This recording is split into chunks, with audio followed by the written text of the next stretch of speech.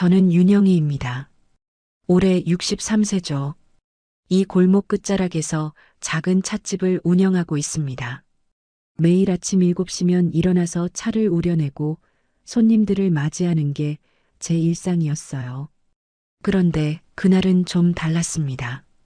새벽 5시 반, 평소보다 일찍 일어난 저는 찻잎 상자를 옮기고 있었어요. 20kg짜리 상자가 3개나 되더군요. 나이가 드니까 예전처럼 힘이 나질 않습니다. 그래도 해야 할 일은 해야 하잖아요. 계단을 올라가는데 갑자기 발을 헛디뎠습니다. 아, 이건 정말 위험했어요. 상자가 떨어지면서 저도 함께 넘어질 뻔했거든요. 그 순간 누군가 뒤에서 상자를 받쳐주더라고요. 괜찮으세요? 뒤돌아보니 윗집에 사는 분이었습니다. 박준호 씨라고 66세 되셨다고 나중에 알았어요. 키가 크고 어깨가 넓은 그런 분이었습니다. 머리는 반백이지만 눈빛은 여전히 젊어 보이더라고요. 아이고, 죄송합니다. 괜찮아요. 제가 얼른 인사를 드렸죠. 그런데 박준호 씨는 말없이 상자를 들어주시더군요. 하나, 둘, 셋. 3개를 모두 제 찻집 앞까지 옮겨주셨어요. 무거운 걸 혼자 옮기시면 안 됩니다. 목소리가 낮고 차분했어요. 뭔가 믿음직스러운 느낌이 들었습니다. 저는 그분께 차 한 잔 대접하고 싶었지만 아직 준비도 안 된 상황이었거든요. 정말 감사합니다. 나중에 차 한 잔 드시러 오세요. 박준호 씨는 고개만 끄덕이고 가셨어요. 말수가 적은 분이구나 생각했습니다. 그런데 이상하게 마음에 남더라고요. 요즘 같은 세상에 이렇게 선뜻 도와주는 사람이 얼마나 되겠어요. 그분이 올라가는 뒷모습을 보면서 문득 궁금해졌습니다. 어떤 일을 하시는 분일까? 가족은 있으실까? 왜 이렇게 일찍 나오셨을까? 별별 생각이 다 들더군요. 찻집 문을 열고 들어가서 차를 우리는데도 자꾸 그분 생각이 났어요. 손이 거칠어 보였는데 뭔가 만들거나 고치는 일을 하시는 것 같았습니다. 그리고 눈빛이 참 따뜻했어요. 하지만 어딘가 쓸쓸해 보이기도 했죠. 오전 10시쯤 되니까 단골 손님들이 하나둘 들어오기 시작했습니다. 김 사장님, 이 여사님, 정 선생님. 모두 이 동네에서 오래 사신 분들이에요. 저도 이 찻집을 연 지 벌써 15년이 넘었거든요. 영희야, 아까 계단에서 누가 도와줬다며? 김 사장님이 물어보시더라고요. 이 동네는 참 좁아서 무슨 일이 있으면 금세 소문이 납니다. 저는 그냥 윗집 분이 도와주셨다고 대답했어요. 아, 박준호 씨? 그분 목공방 하시는 분이지. 손재주가 좋으셔. 이 여사님이 말씀하시길 박준호 씨는 이 동네에서 작은 목공방을 운영하신다고 했어요. 주로 가구 수리나 맞춤 제작을 하신다는군요. 그리고 부인을 몇 년 전에 여의셨다고 하시더라고요. 그 얘기를 듣는 순간 왜 그분이 쓸쓸해 보였는지 알 것 같았습니다. 저도 남편과 이혼한 지 10년이 넘었거든요. 혼자 사는 게 어떤 건지 잘 알죠. 특히 이런 골목에서는 더 외로울 거예요. 오후가 되자 비가 내리기 시작했습니다. 찻집 창문으로 내다보니 박준호 씨가 우산도 없이 걸어가시더군요. 어깨가 많이 젖어 있었어요. 저도 모르게 창문을 두드렸습니다. 우산 하나 빌려드릴까요? 박준호 씨가 고개를 들어 저를 봤어요. 잠깐 망설이시더니 고개를 저으셨습니다. 그리고는 손을 흔들며 괜찮다는 표시를 하고 가셨죠. 참 고집스러운 분이구나 생각했습니다. 그날 밤 찻집 정리를 하면서 계속 그분 생각이 났어요. 아침에 상자를 들어주실 때 손이 얼마나 따뜻했는지, 목소리가 얼마나 다정했는지, 오랜만에 누군가에게 고마움을 느꼈거든요. 문득 거울을 보니 제 얼굴에 미소가 번지고 있더라고요. 아, 이런 기분이 언제만큼이었나 싶었습니다.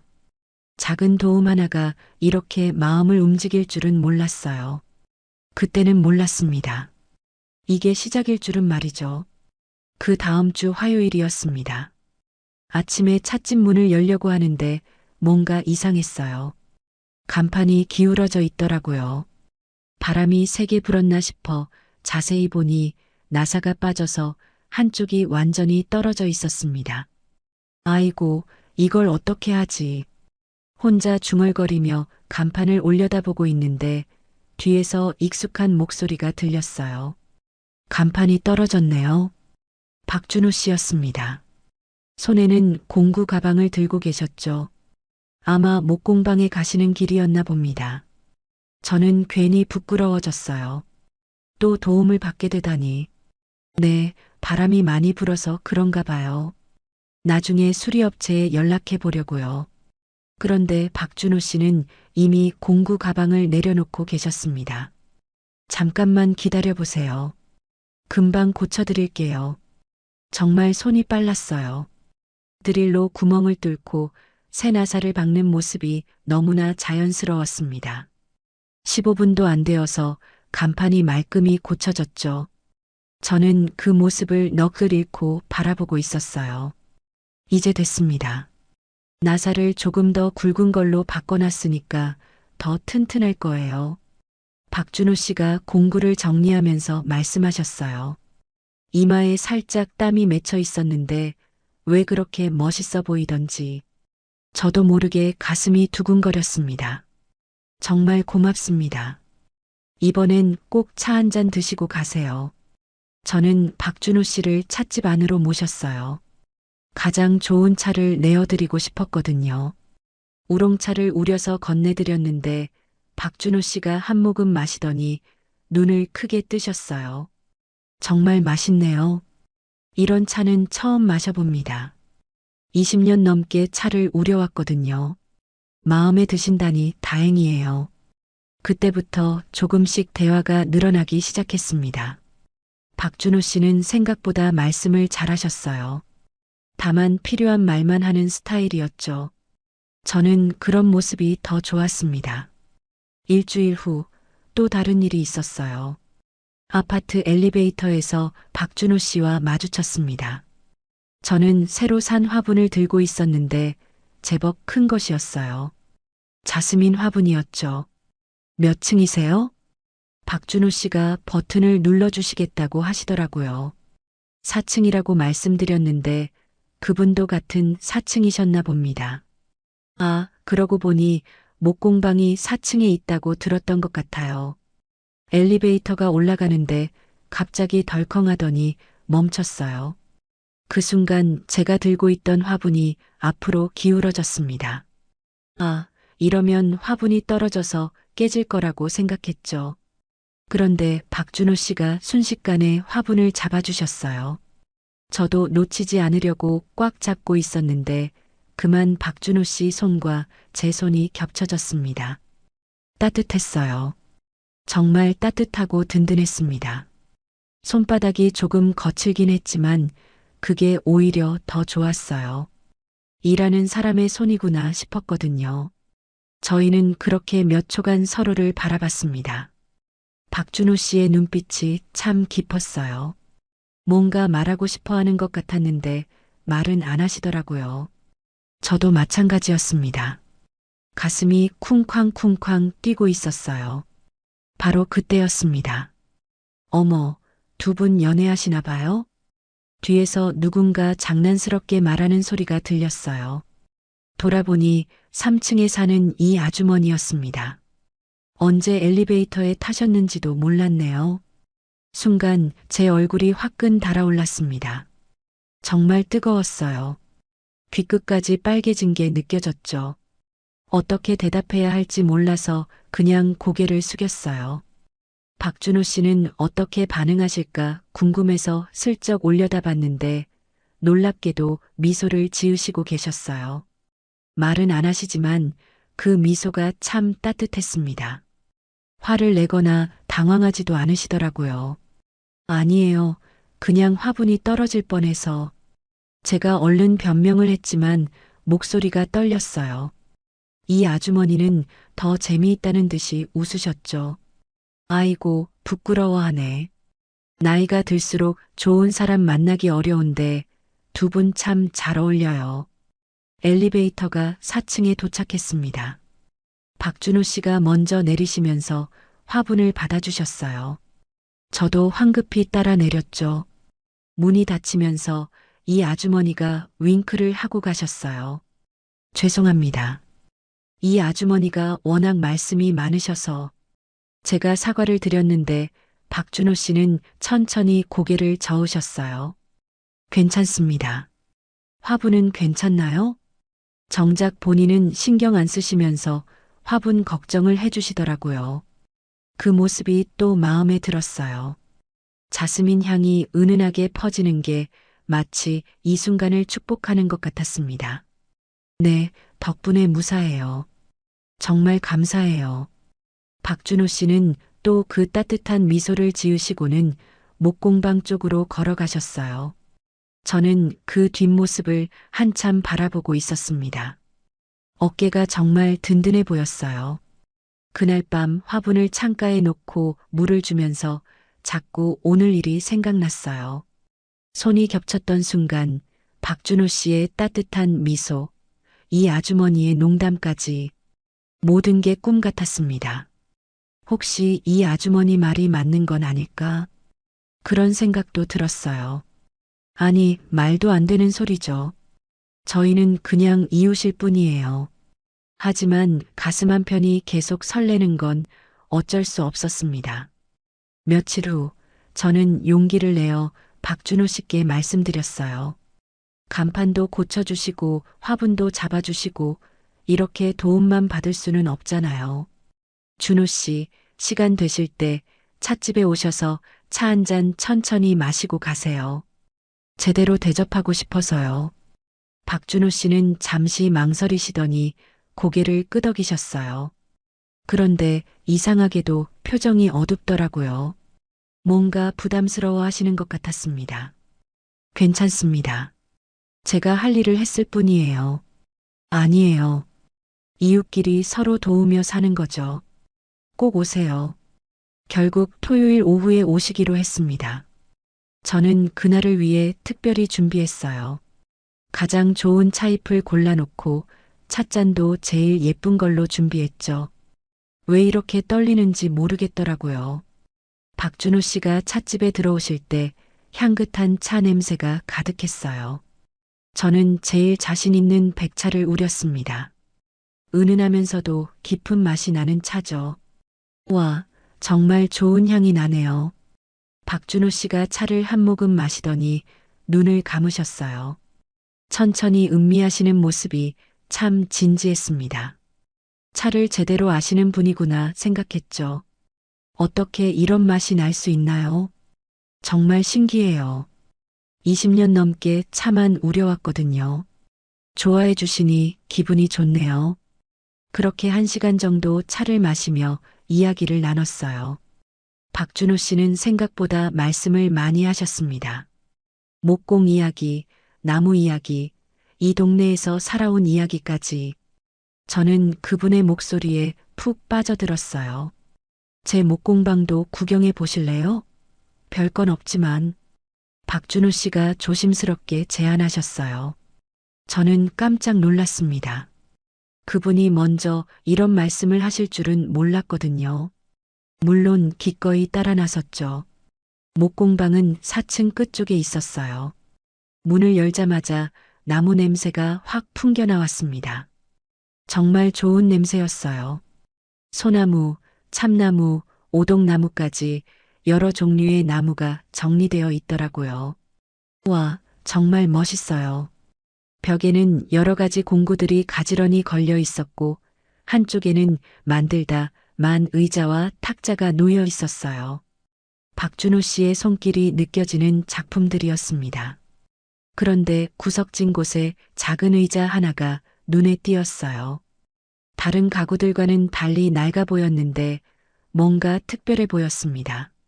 저도 모르게 그 의자로 걸어갔죠. 이 의자 참 예뻐요. 언제 만드신 거예요? 순간 박준호 씨의 표정이 변했어요. 밝던 얼굴이 급작스럽게 어두워졌습니다. 한참 동안 말을 못 하시더라고요. 제가 뭔가 잘못 물어본 것 같아서 불안해졌어요. 아내가 마지막으로 앉던 의자입니다. 목소리가 많이 작아졌어요. 박준호 씨가 의자를 바라보는 눈빛이 참 슬퍼 보였습니다.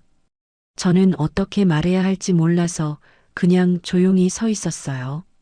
아내가 아팠을 때 매일 이 의자에 앉아서 제가 일하는 걸 지켜봤어요. 말은 못했지만 눈빛으로 응원해줬죠. 지금도 가끔 이 의자를 보면 아내가 앉아 있을 것 같아서 박준호 씨의 목소리가 떨렸어요. 눈가가 촉촉해지는 게 보였습니다. 저도 모르게 가슴이 먹먹해졌죠. 이런 깊은 상처가 있으셔구나 생각했어요. 얼마나 힘드셨을까요? 제가 조심스럽게 말을 건넸어요. 박준호 씨는 고개를 끄덕이시더니 깊은 한숨을 내쉬셨습니다. 3년이 지났는데도 아직 받아들이기 어려워요. 혼자 사는 게 이렇게 외로운 줄 몰랐습니다. 그 말을 들으니 저도 가슴이 아팠어요. 저 역시 혼자 살아본 경험이 있어서 그 외로움을 너무 잘 알거든요. 문득 저의 상처도 털어놓고 싶어졌습니다. 저도 비슷한 경험이 있어요.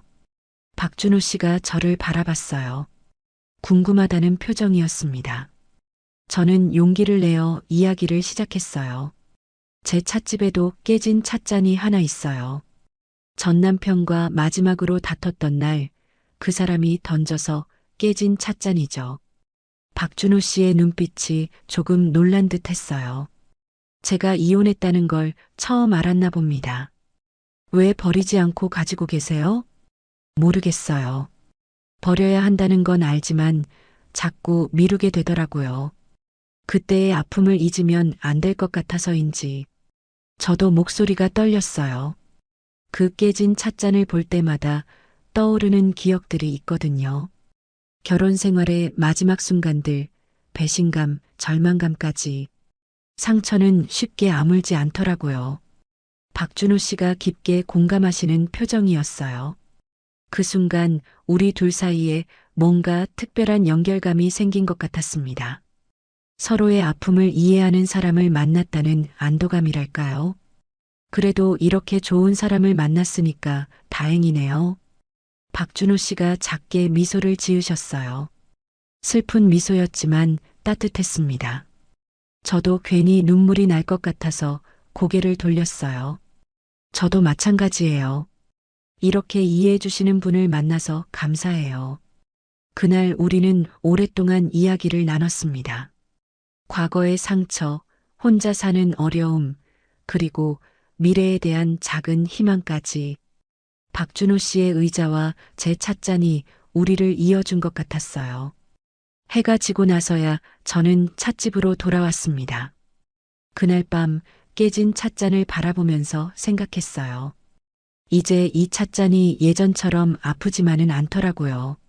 누군가 제 마음을 이해해 준다는 것만으로도 위로가 되었거든요. 7월 말의 어느 무더운 저녁이었습니다. 하루 종일 찌는 듯한 더위가 이어지더니 저녁이 되자 먹구름이 몰려오기 시작했어요. 곧 비가 올 것 같았죠. 저는 찻집에서 하루를 마무리하고 있었습니다. 찻잔을 정리하고 테이블을 닦으면서 창밖을 내다보니 번개가 번쩍번쩍 치고 있더라고요. 곧이어 천둥 소리가 우르르 울렸어요. 비가 많이 오겠네. 혼자 중얼거리며 촛불을 몇 개 준비해뒀습니다. 이런 날엔 정전이 자주 되거든요. 아니나 다를까 빗방울이 떨어지기 시작하더니 순식간에 폭우로 변했어요. 찻집 창문을 두드리는 빗소리가 점점 거세졌습니다. 마치 누군가 문을 두드리는 것처럼 요란했죠. 저는 서둘러 문단속을 하고 있었는데 갑자기 주변이 깜깜해졌어요. 어머, 정전이네. 예상했던 일이지만 막상 어둠이 찾아오니 조금 무서웠습니다. 저는 서둘러 준비해둔 촛불에 불을 켰어요. 작은 불빛이지만 마음이 좀 놓이더라고요. 바로 그때 찻집 문을 두드리는 소리가 들렸습니다. 빗소리가 워낙 커서 처음엔 못 들었는데 계속 두드리더라고요. 누굴까 싶어 문 쪽으로 가니 밖에서 목소리가 들렸어요. 영희 씨, 저 준호입니다. 괜찮으세요? 박준호였습니다. 이런 날씨에 왜 왔을까 싶어 얼른 문을 열었어요. 손전등을 들고 있었는데 온몸이 비에 젖어 있더라고요. 아이고, 왜 이런 날씨에 왔어요? 어서 들어와요. 정전된 것 같아서 혹시 무서워할까봐 왔습니다. 박준호의 말을 듣는 순간 가슴이 따뜻해졌어요. 이렇게 저를 걱정해 주다니. 저는 얼른 수건을 가져다 드렸죠.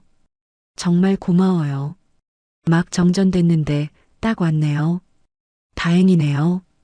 혼자 있으면 무서울 텐데. 박준호가 젖은 머리를 닦으면서 주위를 둘러봤어요. 촛불 몇 개가 켜져 있어서 찻집 안이 은은하게 밝혀져 있었죠. 평소와는 전혀 다른 분위기였습니다. 차 한 잔 드릴게요. 몸도 차가울 텐데. 저는 가스레인지에 물을 끓였어요. 전기는 나갔지만 가스는 괜찮더라고요. 따뜻한 차를 우려서 박준호에게 건네드렸습니다. 감사합니다. 박준호가 차를 받으면서 제 손에 살짝 스쳤어요.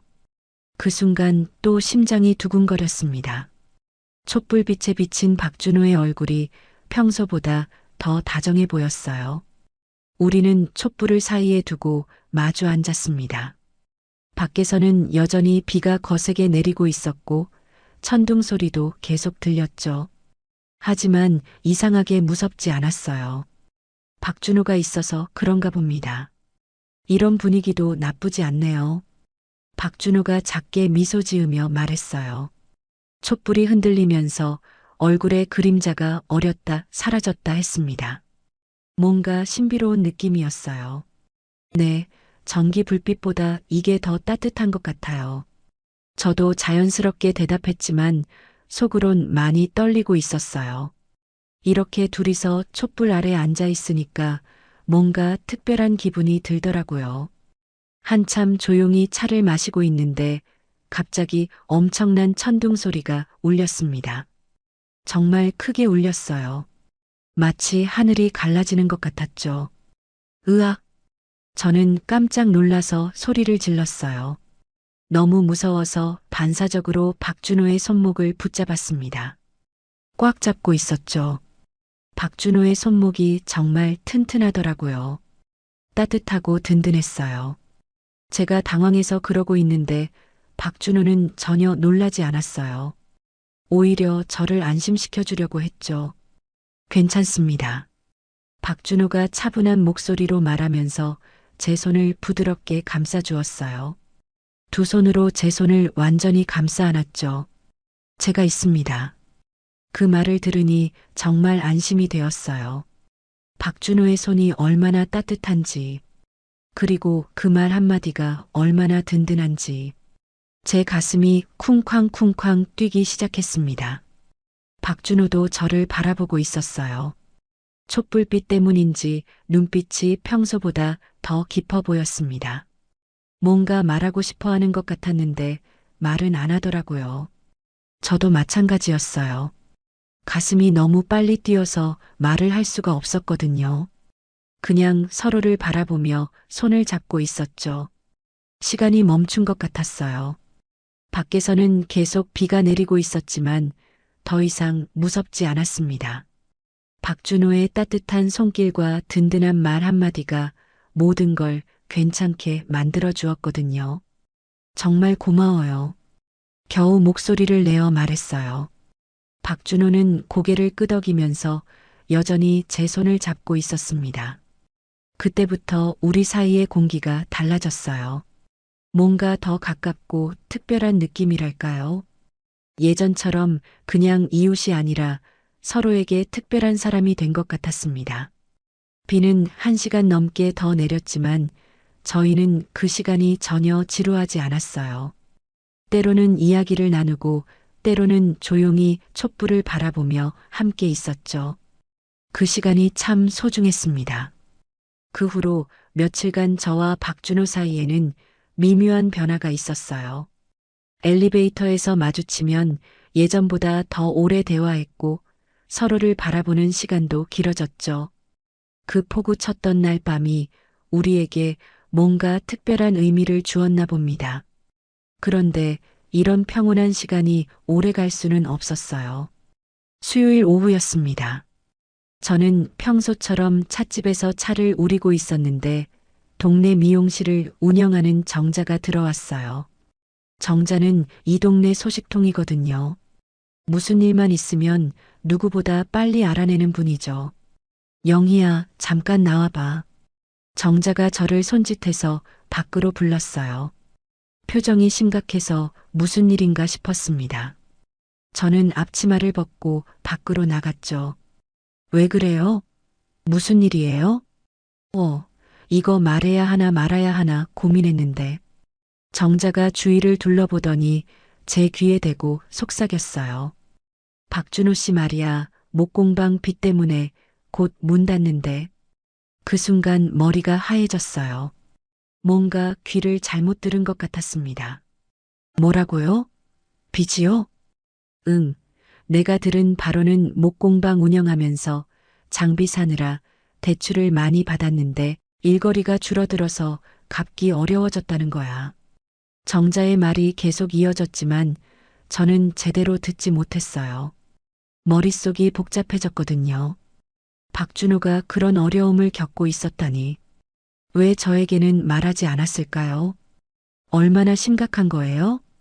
글쎄, 정확한 건 모르겠지만 꽤 큰 금액이라고 하더라고. 이미 몇 달째 연체 상태라던데. 정자의 말을 들으니 갑자기 불안해졌어요. 박준호가 그런 걱정을 하면서도 저에게는 태어난 척 했구나 싶었죠. 그러고 보니 최근에 표정이 조금 어두워 보인 적이 있었어요. 확실한 건가요? 내가 미용실 하면서 들은 얘기니까 거의 맞을 거야. 요즘 박준호 씨 얼굴이 많이 어두워 보이지 않아? 그 말을 들으니 정말 그런 것 같았어요. 며칠 전부터 박준호를 만났을 때 뭔가 피곤해 보였거든요. 저는 단순히 일이 바빠서 그런가 보다 했는데 이런 일이 있었구나 싶었습니다. 영희야, 너 혹시 박준호 씨랑 가까워진 거 아니야? 요즘 두 사람 사이가 심상치 않다고 소문 났더라고. 정자가 의미심장하게 웃으며 말했어요. 저는 얼굴이 빨개지는 걸 느꼈습니다. 아니에요. 그냥 이웃 사이일 뿐이에요. 에이, 누가 봐도 그게 아닌데. 어쨌든 조심해. 빚 문제는 복잡한 거거든. 정자는 그렇게 말하고 자리를 떠났어요. 저는 한동안 그 자리에 서 있었습니다. 머릿속이 너무 복잡했거든요. 박준호가 정말 그런 어려움을 겪고 있다면 저에게 왜 말하지 않았을까요? 그날 저녁 찻집 정리를 마치고 집으로 올라가는 길이었어요. 아파트 앞 주차장을 지나가는데 익숙한 목소리가 들렸습니다. 박준호의 목소리였어요. 뭔가 이상해서 살짝 숨어서 봤더니 박준호가 낯선 남자 2명과 이야기하고 있었어요. 정확히는 둘러싸여 있다는 표현이 맞겠네요. 박 사장님, 언제까지 이럴 거예요? 한 남자가 거친 목소리로 말했어요. 정장을 입고 있었는데 뭔가 무서워 보였습니다. 조금만 더 기다려주세요. 다음 달까지는 꼭. 박준호가 고개를 숙이며 말했어요. 평소 당당하던 모습과는 전혀 달랐습니다. 제 가슴이 아파왔어요. 다음 달, 지난달에도 같은 말씀하셨잖아요. 빚은 언제 갚으실 겁니까? 다른 남자가 더 큰 소리로 다그쳤어요. 박준호는 애써 웃으려고 했지만 표정이 굳어 있었습니다. 정말 죄송합니다. 일거리가 좀 줄어서 그런데 곧 나아질 거예요. 나아질 거라고요? 지금 경기가 어떤데 나아져요. 우리도 사업하는 사람인데 이런 식으로 끌 수는 없어요. 저는 숨어서 그 장면을 지켜보면서 가슴이 무너지는 것 같았어요. 박준호가 이런 굴욕적인 상황에 놓여 있다니. 그런데 왜 저에게는 말하지 않았을까요? 한 달만 더 주세요. 제발. 박준호의 목소리가 떨렸어요. 저는 그 순간 뛰어나가서 뭔가 도와주고 싶었지만 발이 떨어지지 않았어요. 어떻게 해야 할지 모르겠더라고요. 한 달? 그럼 이자까지 포함해서 정확히 계산해 드릴게요. 다음에 또 이런 식이면 법적 조치 취할 거예요. 남자들이 뭔가 서류를 건네고 가더라고요. 박준호는 그 자리에 혼자 남아서 서류를 바라보며 깊은 한숨을 쉬었어요. 저는 그때까지도 숨어 있었습니다. 나서서 뭔가 말을 해야 할 것 같았는데 용기가 나지 않았어요. 박준호가 제게 이런 모습을 보이고 싶어 하지 않을 거라는 생각도 들었고요. 박준호가 터벅터벅 걸어가는 뒷모습이 너무 쓸쓸해 보였어요. 어깨가 축 처져 있었고 평소의 당당한 모습은 온데간데 없었죠. 그날 밤 잠을 이룰 수 없었어요. 자꾸 박준호가 굴복당하는 모습이 떠올랐거든요. 그리고 정자의 말도 계속 머릿속을 맴돌았어요. 빚 문제는 복잡하다는 그 말이요. 저는 침대에 누워서 천장을 바라보며 생각했어요. 박준호와 가까워지고 있다고 생각했는데 정작 중요한 문제는 저에게 숨기고 있었구나. 과연 저희가 진짜 가까운 사이였을까요? 불안감이 점점 커졌어요. 혹시 박준호가 저에게 접근한 것도 다른 이유가 있는 건 아닐까? 돈 때문에 어려워진 상황에서 저를 이용하려는 건 아닐까? 그런 의심이 자꾸 들더라고요. 전 남편도 처음엔 좋은 사람인 줄 알았는데 나중에 보니 거짓말투성이었거든요. 그때의 상처가 다시 떠올랐습니다. 또 같은 실수를 하는 건 아닐까요? 그 후 이틀 동안 저는 박준호를 피했어요. 엘리베이터에서 마주칠 것 같으면 계단을 이용했고 찻집에서도 창문 너머로 그가 지나가는 모습을 보면 괜히 다른 일로 바쁜 척했죠. 하지만 계속 피할 수는 없었어요. 마음속 의문들이 너무 많았거든요. 정말 빚 때문에 어려운 상황인지, 왜 저에게는 말하지 않았는지, 그리고 저와 가까워진 것도 혹시 다른 목적이 있는 건 아닌지. 목요일 저녁 더 이상 참을 수 없어서 박준호의 목공방 문을 두드렸어요. 손이 떨렸지만 꾹 참았습니다. 이런 일은 확실히 해야겠다고 생각했거든요. 영희 씨? 무슨 일이에요? 박준호가 문을 열고 반갑게 웃었어요. 평소처럼 따뜻한 미소였지만 저에게는 그 미소마저 가짜로 보였습니다.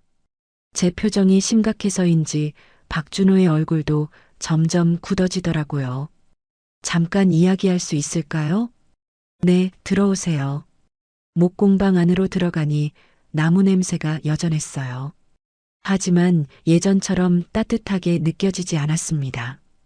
박준호는 의자 하나를 가져다 주며 앉으라고 했지만 저는 서 있었어요. 무슨 일인지 말씀해 보세요. 박준호가 조심스럽게 물었어요. 저는 한참 동안 말문이 막혔습니다. 어떻게 시작해야 할지 모르겠더라고요. 가슴이 두근두근 뛰었어요. 준호 씨, 목공방 빈 이야기 들었어요. 그 순간 박준호의 얼굴이 확 변했어요. 놀란 표정이었죠. 뭔가 들키면 안 될 일을 들킨 사람처럼 당황하더라고요. 누구한테 들었어요? 그게 중요한 게 아니죠. 정말인가요? 저는 떨리는 목소리로 물었어요. 박준호는 한참 동안 대답하지 못했습니다. 그 침묵이 저에게는 답이었어요. 영희 씨, 그건 며칠 전에 봤어요. 주차장에서 무서운 사람들한테 빚 독촉받는 거. 박준호의 어깨가 확 떨어졌어요. 더 이상 숨길 수 없다는 표정이었죠. 왜 말하지 않았어요? 제 목소리가 점점 커졌어요. 억지로 참고 있던 감정들이 터져나오기 시작했거든요. 영희 씨, 제가 설명은 무슨, 진심이라면 왜 숨겼습니까? 그 말이 나오자마자 저도 놀랐어요. 제가 이렇게 직설적으로 말할 줄 몰랐거든요. 박준호도 깜짝 놀란 표정이었어요. 진심이라면 왜 이런 중요한 일을 숨겼냐고요. 제 목소리가 떨렸어요. 눈물이 날 것 같았지만 참았습니다. 박준호는 고개를 떨구고 말을 못하더라고요. 대답해요. 저와 가까워진 것도 혹시 돈 때문인가요? 아니에요. 절대 그런 게 아니에요. 박준호가 급하게 부인했어요. 하지만 저는 이미 의심에 빠져 있었습니다. 그럼 왜 말 안 했어요? 차라리 처음부터 말했으면 이해했을 텐데. 부끄러웠어요. 박준호의 목소리가 작아졌어요. 이런 꼴이 되어서 어떻게 말을 해요? 좋아하는 사람 앞에서 좋아한다는 말을 들으니 가슴이 또 두근거렸어요. 하지만 동시에 더 화가 났습니다. 좋아한다고요? 그러면서 거짓말을 했다고요? 거짓말한 게 아니에요. 그냥 말 안 했을 뿐이에요. 말 안 한 게 거짓말 아닌가요? 저는 진심으로 마음을 열었는데 제 목소리가 점점 격해졌어요. 박준호는 계속 고개를 숙이고 있었습니다. 영희 씨, 정말 죄송해요. 말하려고 했었어요. 하지만 뭐요? 돈 문제 해결되면 말할 생각이었어요? 박준호가 고개를 들었어요. 눈이 빨갛더라고요. 아니에요. 그냥 창피해서 못했어요. 이런 모습 보이기 싫어서. 그 말을 들으니 더 속상했어요. 저를 그 정도로밖에 생각 안 했다는 뜻이잖아요. 창피해서요? 저를 뭘로 보는 거예요? 영희 씨, 오해예요. 오해가 아니에요. 저한테 진심이었다면 이런 일도 함께 나눴어야죠. 저는 과거의 기억들이 떠올랐어요. 전 남편도 처음엔 좋은 사람인 척 했었거든요. 빚이 있다는 것도 결혼하고 나서야 알았고, 바람 피우는 것도 나중에 알았어요. 전 남편도 그랬어요. 제가 중얼거리듯 말했어요. 뭐라고요? 전 남편도 처음엔 좋은 사람인 척 했어요. 빚도 숨기고, 바람도 숨기고. 박준호의 얼굴이 창백해졌어요. 영희 씨, 저는 그런 사람 아니에요.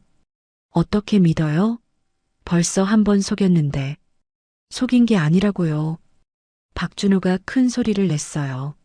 저는 깜짝 놀랐습니다. 그동안 한 번도 목소리 높인 걸 본 적 없었거든요. 죄송해요. 소리 지르려던 게 아니었어요. 박준호가 다시 조용해졌어요. 하지만 저는 이미 마음을 정했습니다. 준호 씨, 저는 또다시 상처받을 수 없어요. 영희 씨, 한 번 속으면 바보고 두 번 속으면 바보 중에 바보라고 하잖아요. 제 목소리가 차가워졌어요. 박준호가 절망적인 표정으로 저를 바라봤습니다. 제발 한 번만 더 기회를 주세요. 기회요? 지금까지도 충분한 기회였어요. 저는 돌아서려고 했어요. 더 이상 이 대화를 계속할 수 없었거든요. 영희 씨, 정말 죄송해요. 제가 잘못했어요. 박준호가 뒤에서 애타게 부르더라고요. 하지만 저는 뒤돌아보지 않았어요. 앞으로는 서로 인사만 하고 지내요. 더 이상은 어려울 것 같아요. 그 말을 하고 목공방을 나왔어요. 문을 닫는 순간 박준호의 한숨 소리가 들렸습니다. 가슴이 아팠지만 참았어요. 계단을 내려오면서 눈물이 났어요. 정말 오랜만에 마음을 열었었는데, 정말 오랜만에 설렜었는데, 하지만 또 배신당한 기분이었습니다. 집에 들어와서 거울을 보니 눈이 빨갛게 부어 있었어요. 이런 제 모습이 한심하다는 생각도 들었지만 어쩔 수 없었습니다. 더 깊이 빠지기 전에 정리하는 게 맞다고 생각했거든요. 그날 밤 잠들기 전까지 박준호의 마지막 표정이 계속 떠올랐어요. 정말 절망적이고 슬퍼 보였었죠. 혹시 제가 너무 심하게 했나 싶기도 했지만 이미 엎질러진 물이었어요. 그 후로 한 달이 지났어요. 저는 박준호와 정말 인사만 하고 지냈습니다. 엘리베이터에서 마주쳐도 어색하게 고개만 끄덕이고 눈도 제대로 마주치지 않았어요. 박준호도 마찬가지였죠. 그런데 이상한 일이 생기기 시작했어요. 새벽 4시쯤 되면 복도에서 발소리가 들렸거든요. 처음엔 누군가 출근하는 소리려니 했는데 매일 같은 시간에 들리더라고요. 어느 날 너무 궁금해서 조심스럽게 문을 열어봤어요. 복도 끝에서 박준호가 청소 도구를 들고 나오는 모습이 보였습니다. 새벽 청소 일을 하는 건가 싶었죠. 며칠 뒤 정자가 또 찻집에 왔어요. 이번엔 다른 소식을 가지고 왔더라고요. 영희야, 박준호 씨 목공방 닫았다더라. 뭐라고요? 저는 깜짝 놀랐어요. 목공방을 닫았다니. 응, 지난주에 완전히 정리했대. 그리고 지금은 새벽에 사무실 청소 일하고 있다더라고. 정자의 말을 듣고 제가 새벽에 들었던 발소리가 떠올랐어요. 정말 박준호였구나 싶었습니다. 왜 갑자기 목공방을 닫았을까요? 빚 때문이겠지. 목공방으로는 도저히 빚을 갚을 수 없으니까 아예 정리하고 다른 일 시작한 거 아닐까?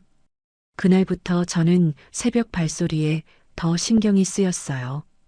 매일 새벽 4시면 박준호가 청소 일을 하러 나가는 소리가 들렸거든요. 그리고 오후 3시쯤 되면 집으로 돌아오는 발소리도 들렸고요. 일주일 후 엘리베이터에서 박준호와 마주쳤어요. 얼굴이 많이 야위어 있었어요. 새벽 일을 하니까 잠도 제대로 못 자는 것 같더라고요. 안녕하세요. 박준호가 조심스럽게 인사했어요. 저도 고개를 끄덕였죠. 그런데 박준호가 뭔가 말하려는 듯 머뭇거리더라고요. 영희 씨, 잠깐 시간 괜찮으세요? 네, 할 말이 있어요. 저는 망설였어요. 다시 얽히고 싶지 않았거든요. 하지만 박준호의 표정이 너무 진지해서 거절할 수 없었습니다. 목공방 정리했어요. 박준호가 첫 마디를 꺼냈어요. 들었어요. 빚을 제대로 갚으려고요. 목공방으로는 한계가 있더라고요. 박준호의 목소리가 담담했어요. 예전처럼 변명하려는 느낌이 아니었죠. 지금은 새벽에 청소 일하고 있어요. 하루에 8만 원 정도 벌어요. 갑자기 구체적인 금액까지 말하니까 당황스러웠어요. 왜 저한테 그런 얘기를 숨기지 않으려고요. 박준호가 제 눈을 똑바로 봤어요. 영애 씨가 맞는 말 했어요. 진심이라면 숨기면 안 되죠. 그 말을 듣고 가슴이 뜨끔했어요. 지금 빚이 1,200만 원 남았어요. 새벽 청소일로 한 달에 240만 원 정도 벌 수 있거든요. 생활비 빼고 180만 원씩 갚으면 7개월 후면 다 갚을 수 있어요. 박준호가 계산기로 계산한 것처럼 정확하게 말했어요. 정말 치밀하게 계획을 세운 것 같았습니다. 왜 저한테 이런 얘기를 해요? 영애 씨한테 더 이상 숨기고 싶지 않아서요. 박준호의 목소리가 간절했어요. 7개월 후에 빚을 다 갚으면 그때 다시 말씀드릴게요. 이제는 숨김없이 함께 살아보고 싶다고. 그 말을 듣고 저는 아무 말도 할 수 없었어요. 박준호가 정말 변했구나 싶었거든요. 지금은 말할 자격이 없다는 거 알아요. 하지만 기다려주시면 좋겠어요.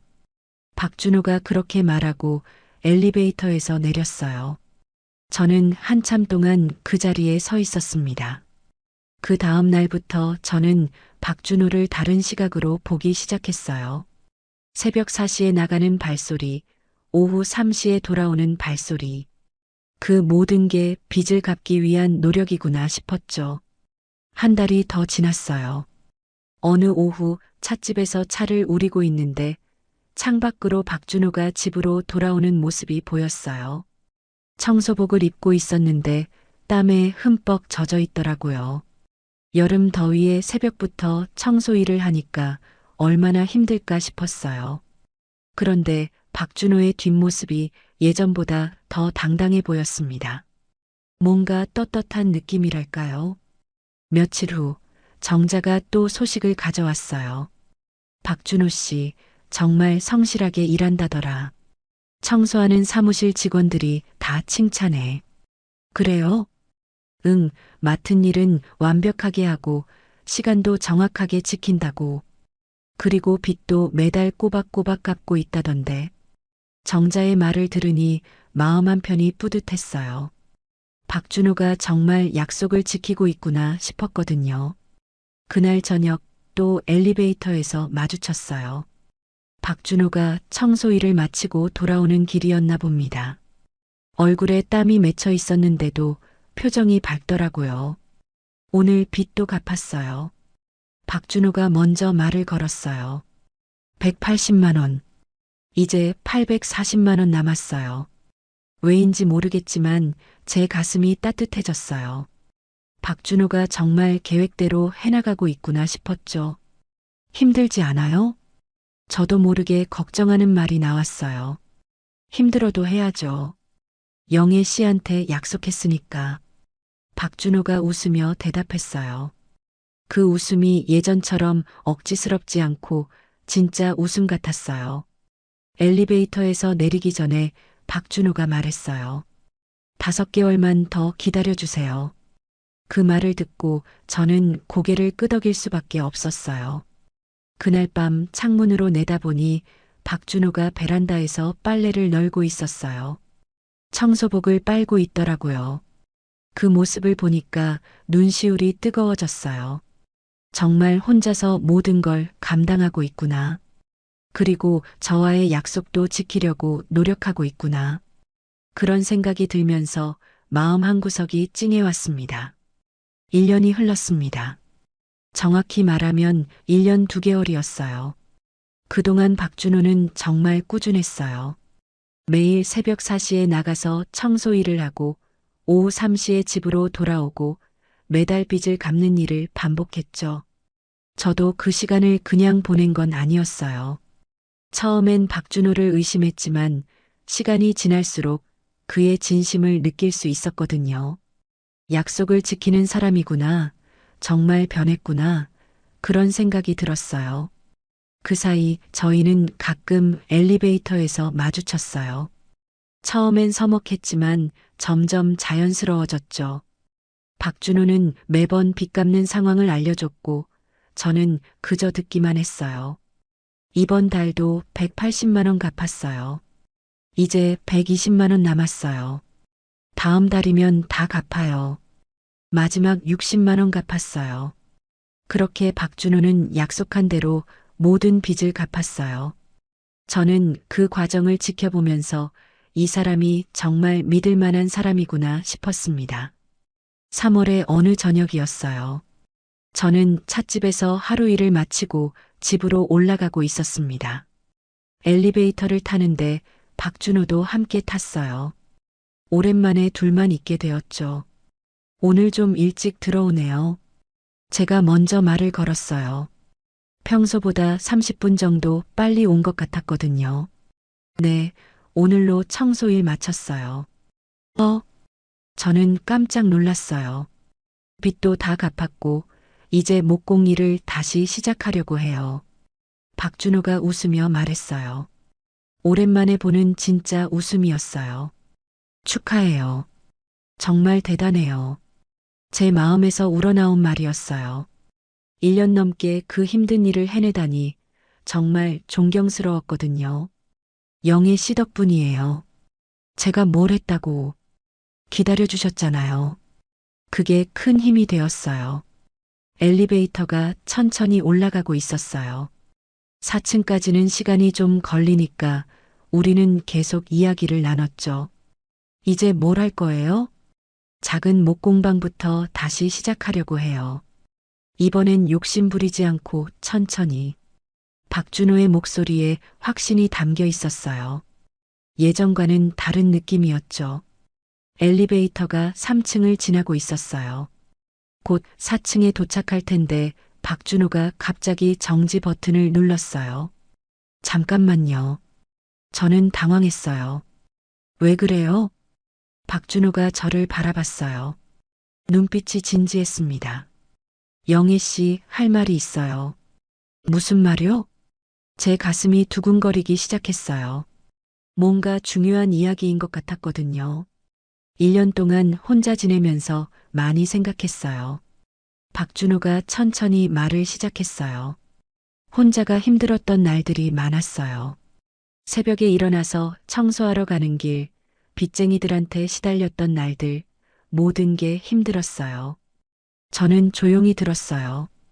그런데 그럴 때마다 영희 씨 생각이 났어요. 언젠가 떳떳하게 마주볼 수 있는 사람이 되어야겠다고. 박준호의 목소리가 떨렸어요. 이제 빚도 다 갚았고 다시 시작할 준비도 됐어요. 그래서 말씀드리고 싶어요. 뭐요? 영애 씨와 함께라면 달라질 것 같습니다.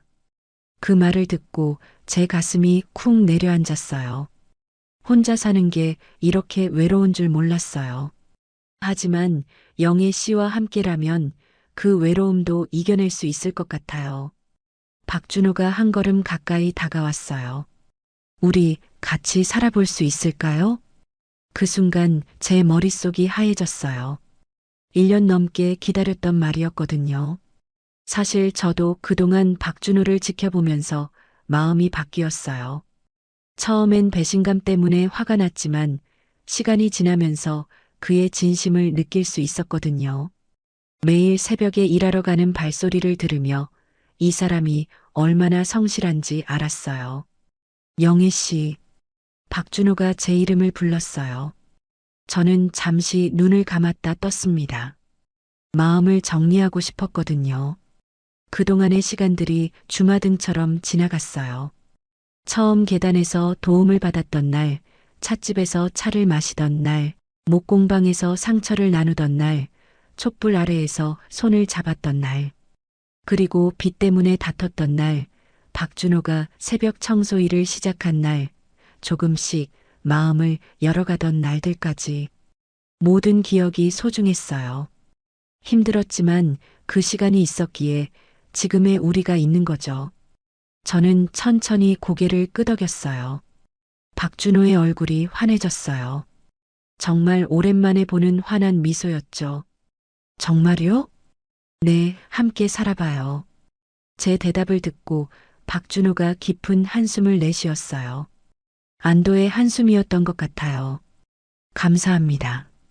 정말 감사해요. 박준호가 제 손을 잡았어요. 1년 전 폭우 치던 날만큼이나 따뜻했어요. 이번엔 숨기지 않을게요. 모든 걸 함께 나누면서 살아가요. 네, 그래요. 우리는 서로를 바라보며 미소 지었어요.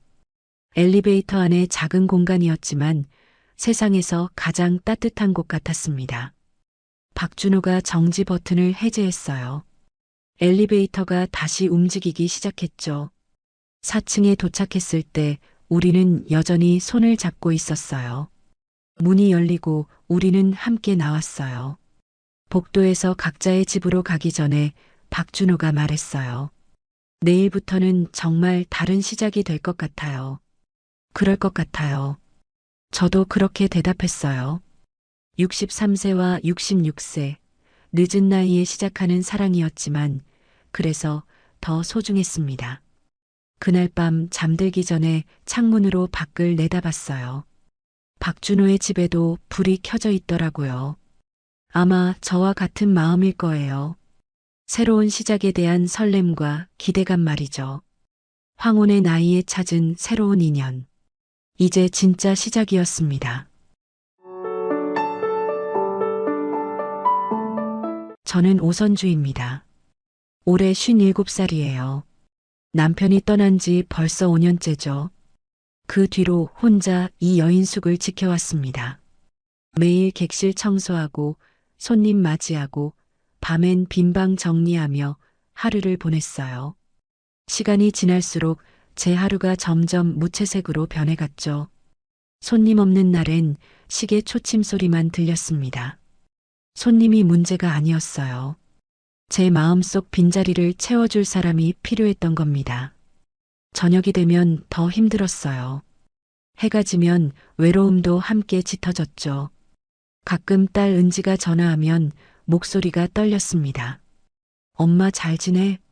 그럼 잘 지내지. 거짓말이었어요.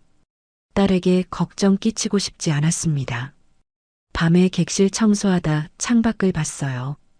가로등 불빛 아래 부부가 걷고 있었죠.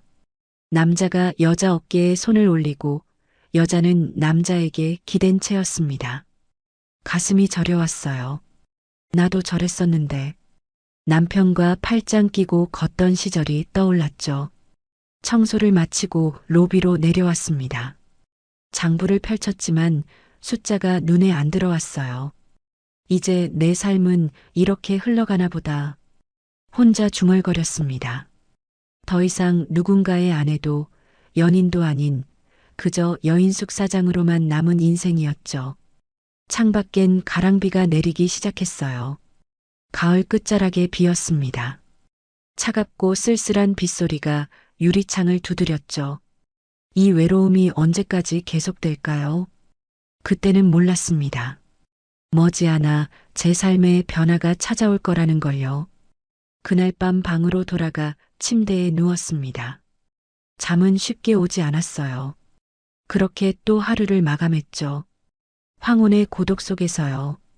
그런데 다음날 저녁 예상치 못한 일이 벌어졌습니다. 늦가을 비가 내리는 저녁이었어요. 로비에 앉아 있는데 누군가 문을 두드렸죠. 똑똑똑. 나직하지만 분명한 노크 소리였습니다.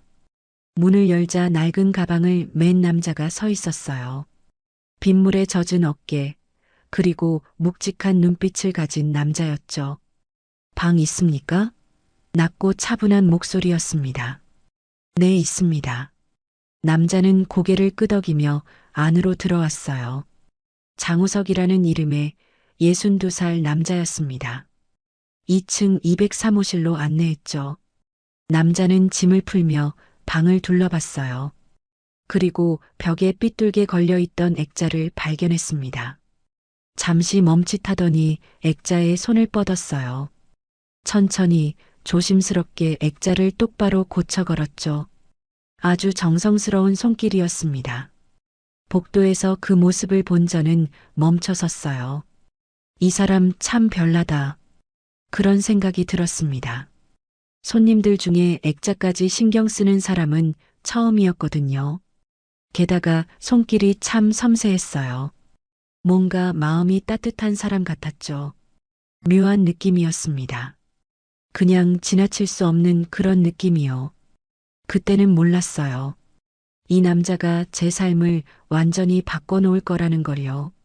장우석이라는 남자가 203호실 문을 닫자 저는 복도에 그대로 서 있었습니다. 방금 본 장면이 자꾸 머릿속에 맴돌았어요. 액자를 고치는 손길, 그 섬세하고 조심스러운 움직임이요. 이상했습니다. 여인숙을 운영한 지 10년이 넘었지만 저런 손님은 처음이었거든요.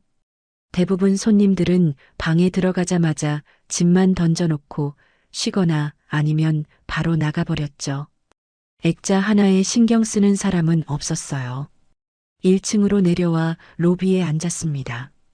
장부를 펼쳤지만 글씨가 눈에 안 들어왔어요. 자꾸 203호실 생각만 났죠. 저 남자는 대체 어떤 사람일까? 왜 혼자 여행을 다니는 걸까? 가족은 있을까? 궁금한 게 한두 가지가 아니었습니다. 하지만 손님 사생활을 캐묻는 건 예의가 아니죠.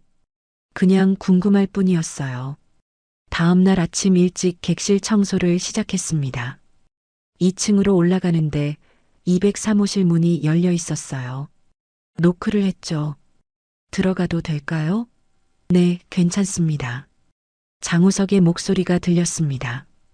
안으로 들어가자 남자는 창가에 서서 밖을 보고 있었어요. 등이 참 넓었습니다. 뭔가 든든해 보이는 체구였죠. 청소 좀 하겠습니다. 제가 말하자 장우석이 고개를 돌렸어요. 아, 네. 제가 나갈게요. 그러면서 방을 나가려 했습니다. 아니요, 괜찮아요. 그냥 계셔도 됩니다. 제가 말했죠. 남자는 잠시 망설이다 창가로 다시 돌아갔어요. 저는 침대 시트를 갈기 시작했습니다. 일하는 내내 남자의 존재가 느껴졌어요.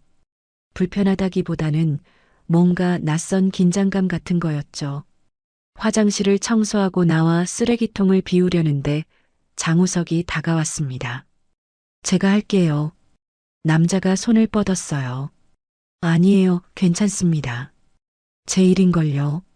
제가 말했지만 남자는 이미 쓰레기 봉투를 들고 있었습니다. 무거운 거 들면 안 되죠. 남자가 말했어요. 목소리가 참 차분했습니다. 저는 순간 말문이 막혔어요. 손님 중에 이런 사람이 있나 싶었죠. 쓰레기는 1층 뒤편에 버리면 됩니다. 제가 안내했어요. 남자는 고개를 끄덕이고 쓰레기 봉투를 들고 나갔습니다. 저는 그 뒷모습을 멍하니 바라봤어요. 이상한 사람이다. 그런데 나쁘지 않은 이상함이었죠. 오히려 마음이 따뜻해지는 느낌이었습니다. 점심때가 되자 장우석이 로비로 내려왔어요. 주변에 식당 추천해 주실 수 있나요? 남자가 물었습니다. 저는 근처 국밥집을 알려줬죠. 거기 국밥이 맛있어요. 장우석은 고개를 끄덕이며 나갔습니다. 1시간쯤 지나 돌아온 남자는 비닐봉지를 들고 있었어요. 사장님도 드세요.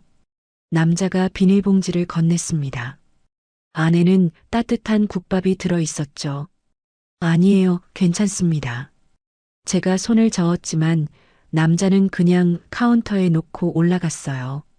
저는 비닐봉지를 들여다봤습니다. 김이 모락모락 나는 국밥이었어요. 가슴이 뭉클했습니다.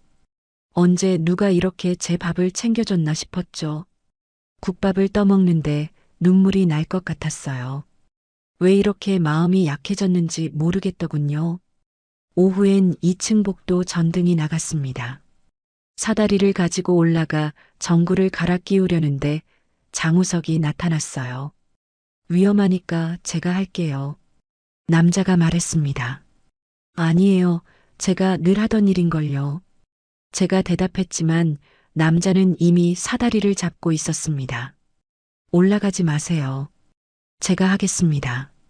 목소리에 단호함이 있었어요. 남자는 사다리에 올라가 전구를 갈아 끼우기 시작했습니다. 저는 아래서 사다리를 잡아줬죠. 남자의 손놀림이 능숙했어요. 금방 전구를 갈아 끼웠습니다. 불이 켜지자 복도가 환해졌죠. 남자가 사다리에서 내려왔어요. 다 됐습니다. 장우석이 말했습니다. 고맙습니다. 제가 말했죠. 남자는 그냥 미소만 지었습니다. 저녁이 되자 단골 손님 박만호가 들어왔어요. 술 냄새가 진동했습니다. 사장님, 오늘도 혼자야? 박만호가 비틀거리며 다가왔죠. 저는 뒤로 물러섰어요. 손님, 취하셨네요. 방으로 들어가세요. 제가 말했습니다. 아이고, 뭐 그렇게 쌀쌀맞아. 박만호가 손을 뻗으려 했어요. 그때였습니다. 무슨 일이십니까? 계단에서 장우석의 목소리가 들렸어요. 박만호가 돌아봤죠. 누구야 당신? 박만호가 따져 물었습니다. 손님입니다. 장우석이 차분하게 대답했어요. 그러면서 제 앞으로 다가왔습니다. 사장님께서 불편해 보이시는데요. 장우석의 목소리는 낮았지만 단단했어요. 박만호는 장우석을 노려봤습니다. 그러다 혀를 차며 계단을 올라갔죠. 발걸음이 비틀거렸어요. 저는 가슴을 쓸어내렸습니다. 장우석이 저를 돌아봤어요. 괜찮으세요? 남자가 물었습니다. 네, 괜찮아요. 고맙습니다. 제가 대답했죠. 남자는 고개를 끄덕였습니다. 저 손님 자주 저러세요? 장우석이 물었어요. 가끔요. 술만 드시면 그래요. 제가 대답했습니다. 조심하셔야겠습니다. 남자가 말했죠. 그 말에 저는 아무 대답도 못했어요. 조심하라는 말을 들은 게 얼마만인지 모르겠더군요. 그날 밤 방으로 돌아가 누웠습니다. 오늘 하루가 자꾸 떠올랐어요. 쓰레기를 들어주던 손길, 국밥을 사다 준 마음, 전구를 갈아 끼워주던 모습, 그리고 박만호로부터 저를 지켜준 순간까지요. 이 사람은 대체 뭐지? 왜 이렇게 친절한 거지? 궁금했습니다. 하지만 동시에 마음 한편이 따뜻해졌어요. 오랜만에 느끼는 감정이었죠. 누군가 제 곁에 있다는, 제가 혼자가 아니라는 그런 느낌이었습니다. 다음 날 아침도 여느 때처럼 시작됐습니다. 청소 도구를 챙겨 2층으로 올라갔어요. 오늘은 203호실부터 청소하기로 했죠. 문 앞에서 노크를 했습니다. 청소 들어가겠습니다. 대답이 없었어요. 아마 외출하신 것 같았습니다. 마스터키로 문을 열고 안으로 들어갔죠. 방은 깔끔하게 정돈되어 있었어요. 침대는 이미 정리되어 있었고 수건도 가지런히 개켜져 있었습니다. 이 사람 참 깔끔하네. 그런 생각을 하며 청소를 시작했어요. 침대 시트를 갈고 화장실을 닦고 바닥을 쓸었죠. 일을 하는데 문득 창밖이 보였습니다. 날씨가 참 좋았어요. 햇살이 따스하게 들어왔죠. 청소를 마치고 나오려는데 방문이 열렸습니다. 장우석이 들어왔어요. 손에는 큰 짐가방을 들고 있었죠. 아, 청소 중이셨군요. 남자가 말했습니다. 네, 거의 다 끝났어요. 제가 대답했죠. 남자는 고개를 끄덕이며 안으로 들어왔습니다. 짐이 꽤 무거워 보였어요. 장우석은 짐가방을 옮기려 했습니다. 옷장 쪽으로 가려는 것 같았어요. 저는 청소 도구를 챙기고 있었죠. 그때였습니다. 남자가 뒤로 물러서는 순간 저도 뒤로 돌아서려던 참이었어요. 우리는 그대로 부딪혔습니다. 쿵! 둔탁한 소리와 함께 제 몸이 앞으로 쏠렸죠. 아차 싶었어요. 균형을 잃고 넘어질 것 같았습니다. 그런데 장우석의 팔이 제 어깨를 잡았어요. 순간 저는 남자의 가슴에 파묻히듯 안겼습니다. 넓고 묵직한 체구였어요. 단단한 느낌이었죠. 심장 소리가 들렸습니다. 제 것인지 남자의 것인지 구분이 안 갔어요. 시간이 멈춘 것 같았습니다. 몇 초였을까요? 아니면 더 길었을까요? 잘 모르겠어요. 그저 남자의 온기만 느껴졌습니다. 따뜻했어요. 오랜만에 느껴보는 온기였죠. 가슴이 두근거렸습니다. 심장이 터질 것 같았어요. 얼굴이 뜨거워졌죠. 죄송합니다. 장우석의 목소리가 들렸어요. 낮고 차분한 목소리였지만 어딘가 떨리는 느낌이었습니다. 남자가 저를 조심스럽게 일으켜 세웠어요. 손이 제 팔에 닿아 있었죠. 저는 얼굴을 들 수가 없었습니다. 부끄러웠어요. 아니, 부끄럽다기보다는 당황스러웠죠. 아니에요. 제가 조심했어야 했는데. 저도 모르게 말이 나왔습니다. 목소리가 떨렸어요. 왜 이렇게 떨리는지 모르겠더군요.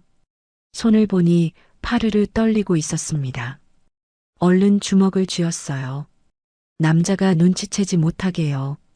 괜찮으세요? 장우석이 물었습니다. 고개를 들어 남자를 봤어요.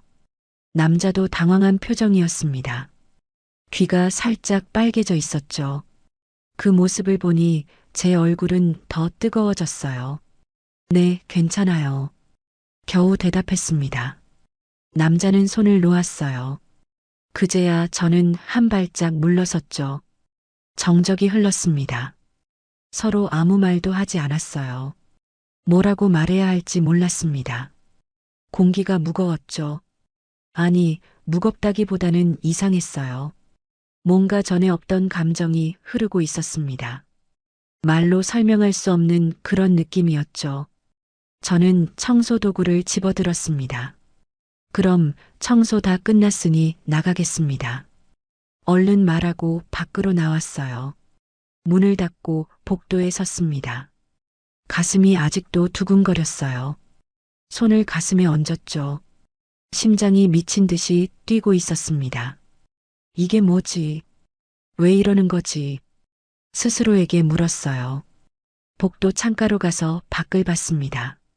바람을 쐬어야 할 것 같았어요. 얼굴이 너무 뜨거웠거든요. 창문을 열자 시원한 바람이 들어왔습니다. 깊게 숨을 들이쉬었죠. 진정하자. 아무것도 아니야. 그냥 부딪힌 거잖아. 스스로에게 말했습니다. 하지만 가슴은 진정되지 않았어요. 그때 남자의 체온이 떠올랐습니다. 따뜻했던 그 온기, 단단했던 가슴, 조심스럽게 저를 잡아준 손길이요. 오랜만이었어요. 이렇게 누군가와 가까이 있었던 게요. 남편이 떠난 뒤로 처음이었습니다. 5년 만에 느껴본 온기였죠. 그게 이렇게 낯설 줄 몰랐어요. 1층으로 내려왔습니다. 로비 거울을 봤어요. 얼굴이 새빨갛게 달아올라 있었습니다. 손으로 뺨을 만졌죠. 뜨겁더군요. 물을 마셨습니다. 찬물을 한 컵 마셨지만 얼굴은 식지 않았어요. 의자에 앉았습니다. 심호흡을 했죠.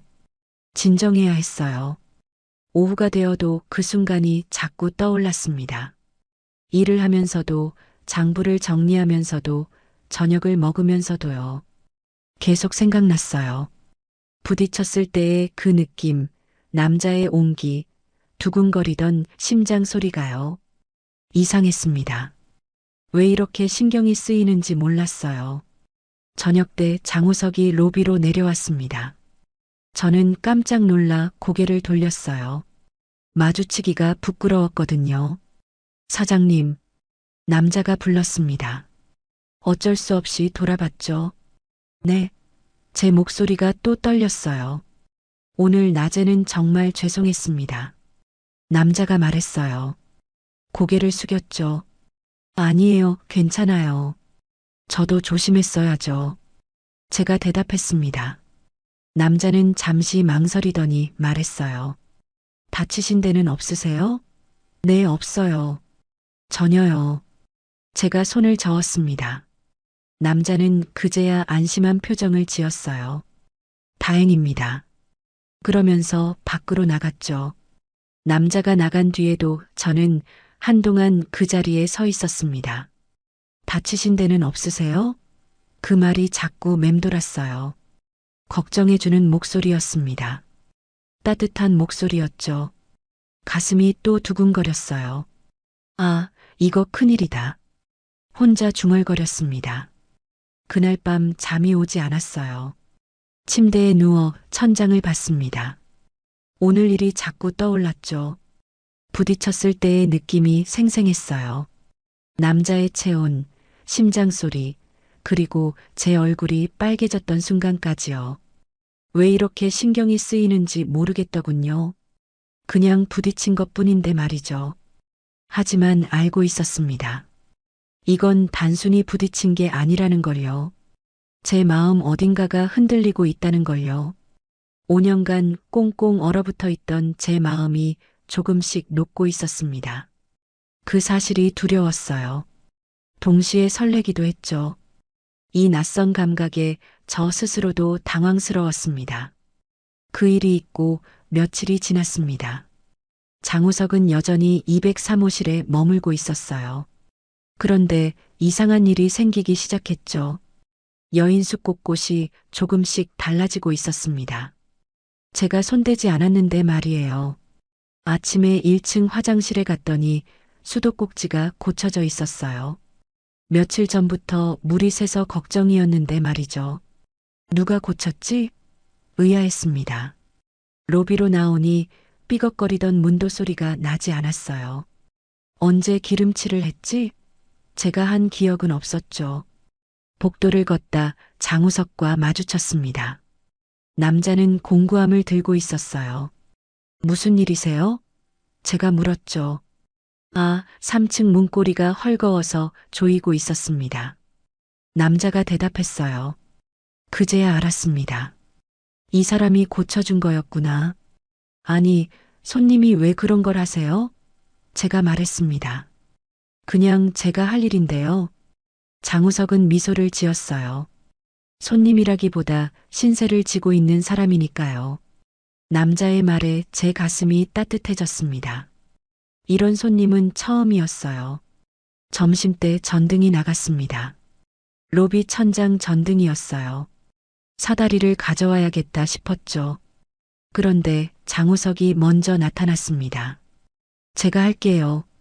남자가 말했어요. 아니에요. 제가 하겠습니다. 제가 손을 저었죠. 하지만 남자는 이미 사다리를 가져오고 있었어요. 위험하니까 제가 하는 게 낫습니다. 장우석이 말했죠. 저는 더 이상 말리지 못했어요. 남자는 사다리에 올라가 전등 덮개를 열었습니다. 전기선을 만지기 시작했죠.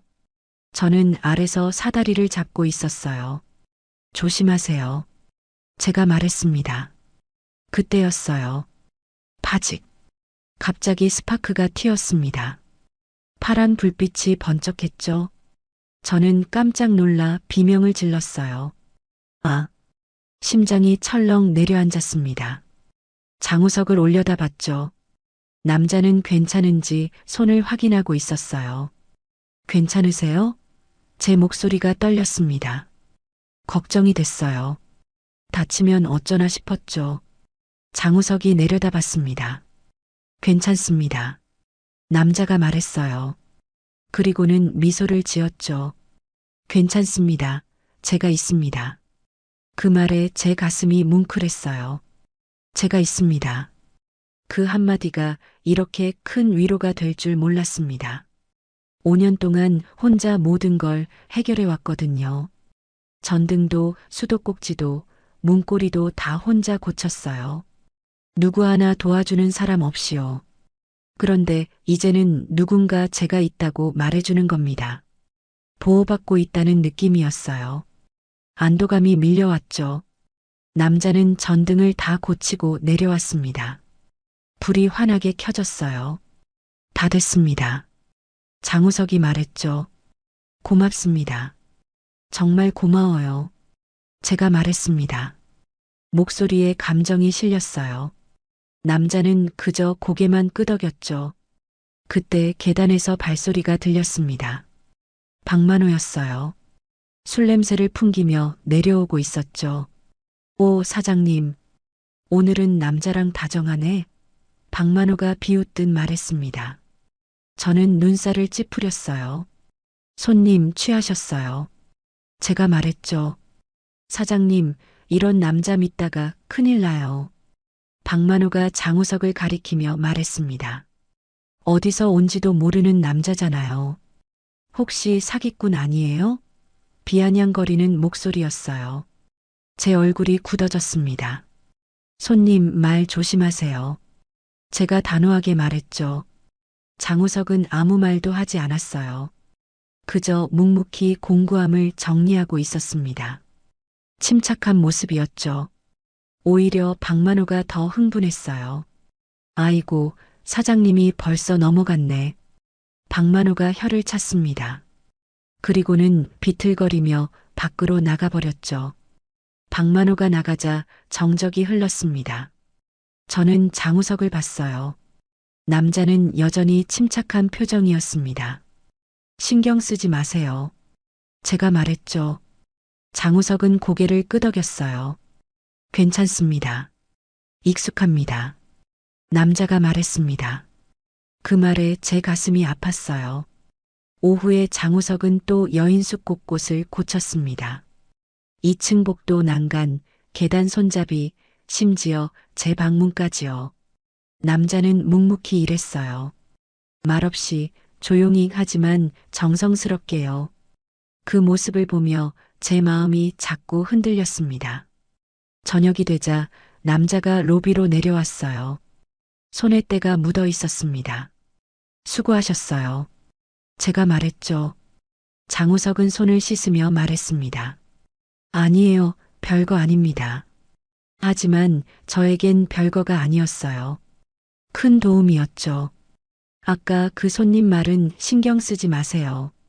제가 다시 말했습니다. 원래 술만 드시면 저래요. 장우석은 미소를 지었어요.